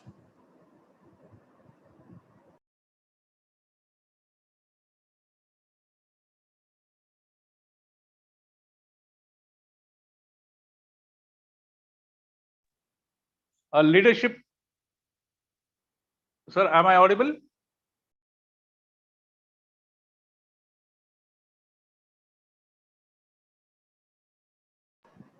You are audible.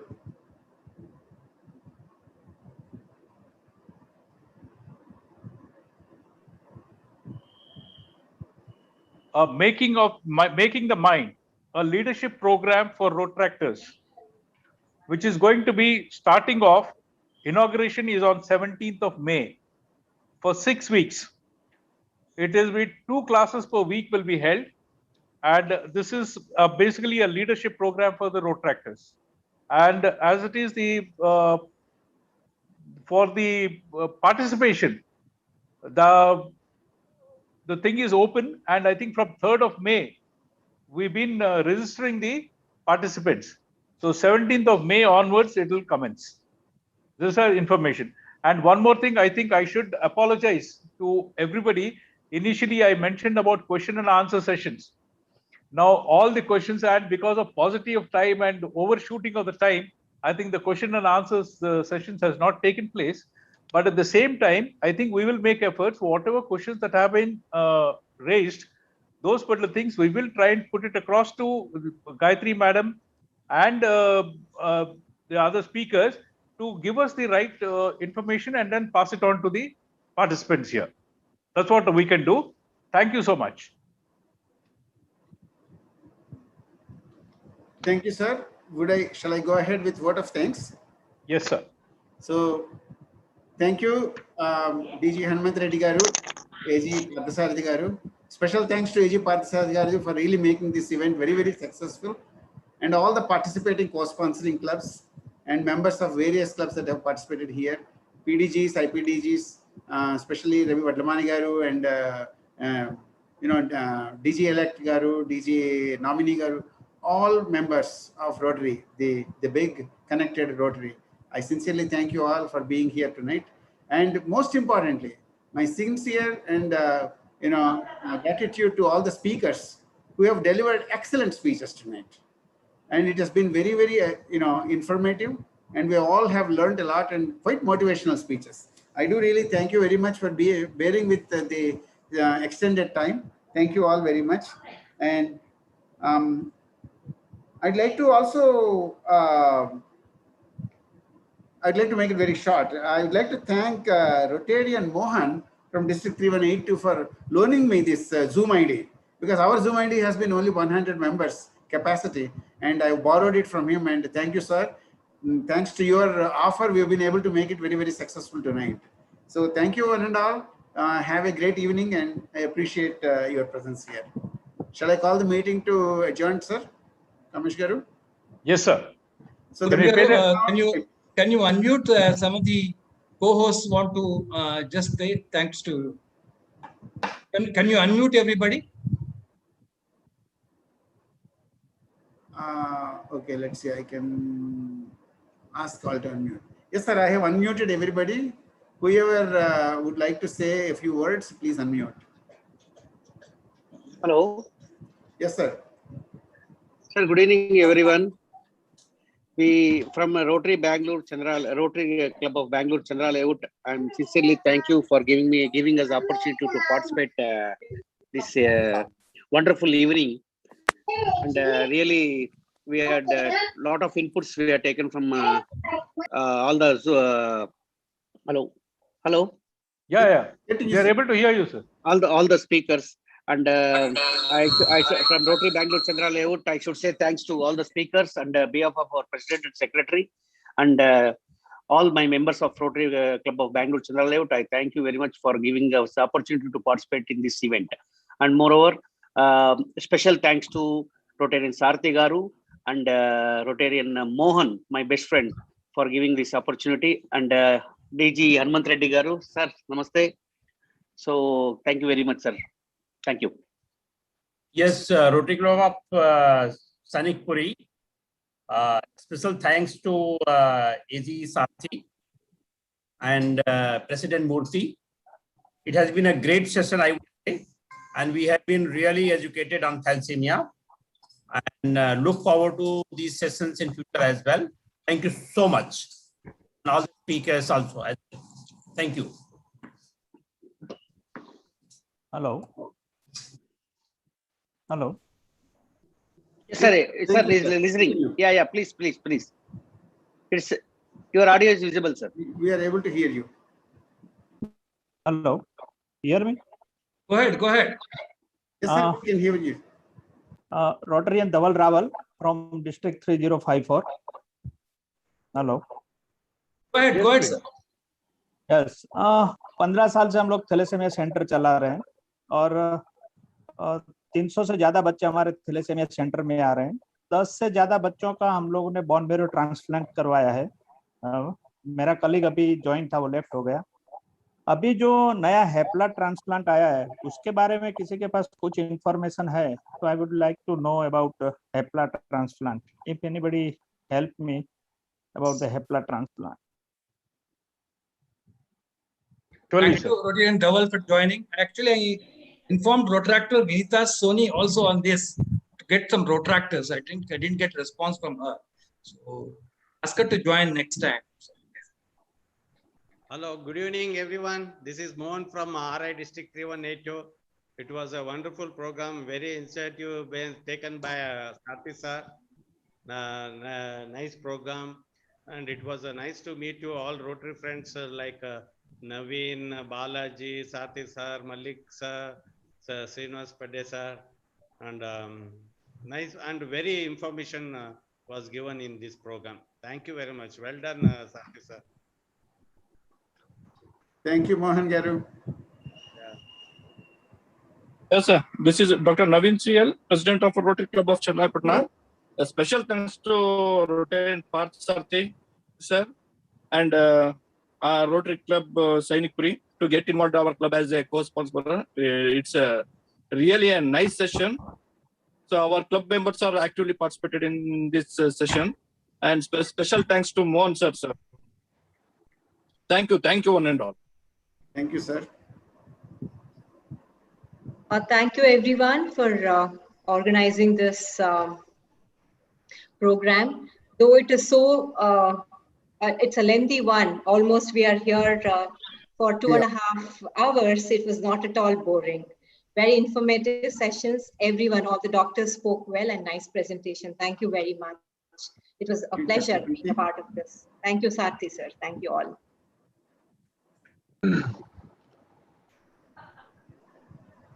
Good evening, friends. Yes, sir. Please go ahead, sir. Shakil. Yeah, good evening. Thank you, sir. Thank you, Sarthi, for giving my club this opportunity to participate in today's meeting. It was really a pleasure, and hope that we all again come together and help each other's project for thalassemia. Thank you very much. Thank you, sir. With all your participation and your presence, this has become a real multi-district seminar. Thank you. I think Munikumar wants to. He raised his hand since long. I raised my hand long back. Go ahead. Actually, No, my question. I raised my hand. Yes, I didn't close it right. Must be paining. That's the reason I allowed you to speak now. Come on. Thanks. Actually, one of the reasons I wanted to say was, I see there's a shortage of the blood donors. My answer to the Blood Warriors group of Krishnavamsi, I seem to be carrying more than 150 to 200 people willing to donate. I don't know how many of them will be eligible. I thought I can bridge the gap, whatever Krishnavamsi is thinking. So that's why I raised the hand. And with Dheeraj and Krishnavamsi, I'll get together. I'll give them a connect of 100 people. I'm sure that he'll bridge the gap, blood bridge. He will do it immediately. Great. That's well great. done. That's great. Very well done. Thank you. Sarthi sir. Yes, please. Sir, today's program has been telecasted on YouTube. Okay, those who are missed this thing, that link you can share it. I have sent to you on WhatsApp. Yeah, okay. I'll pass it on to Murthy, President Murthy also. Yeah. Yes. Thank you, Mohan Garu. Pramod Kumar ji from Nepal, thank you very much. Murthy Garu. Pramod ji. Thank you, all the international partners. Murthy. Thank you very much, Sarthi sir. It was a Ji. wonderful program. It was a wonderful program, even though it was lengthy one, but never felt bored. And being a blood donor, regular blood donor, I have donated more than 51 times. Wow. And I feel really that my blood has not gone to waste. And really willing to do some kind of things, something like that in Nepal. It was really very informative. Thank you very much, Sarthi sir and Mohan sir. Thank you very much. Thank you. Sir, may I make a suggestion? The doctors are waiting. Maybe we can call the meeting adjourned, then we can continue our fellowship. Yes, you can adjourn the meeting. Yeah, we can continue the fellowship. Yes. Thank you, everyone. And the meeting is now adjourned. Let us just rise for national anthem, please. Then we will continue our fellowship.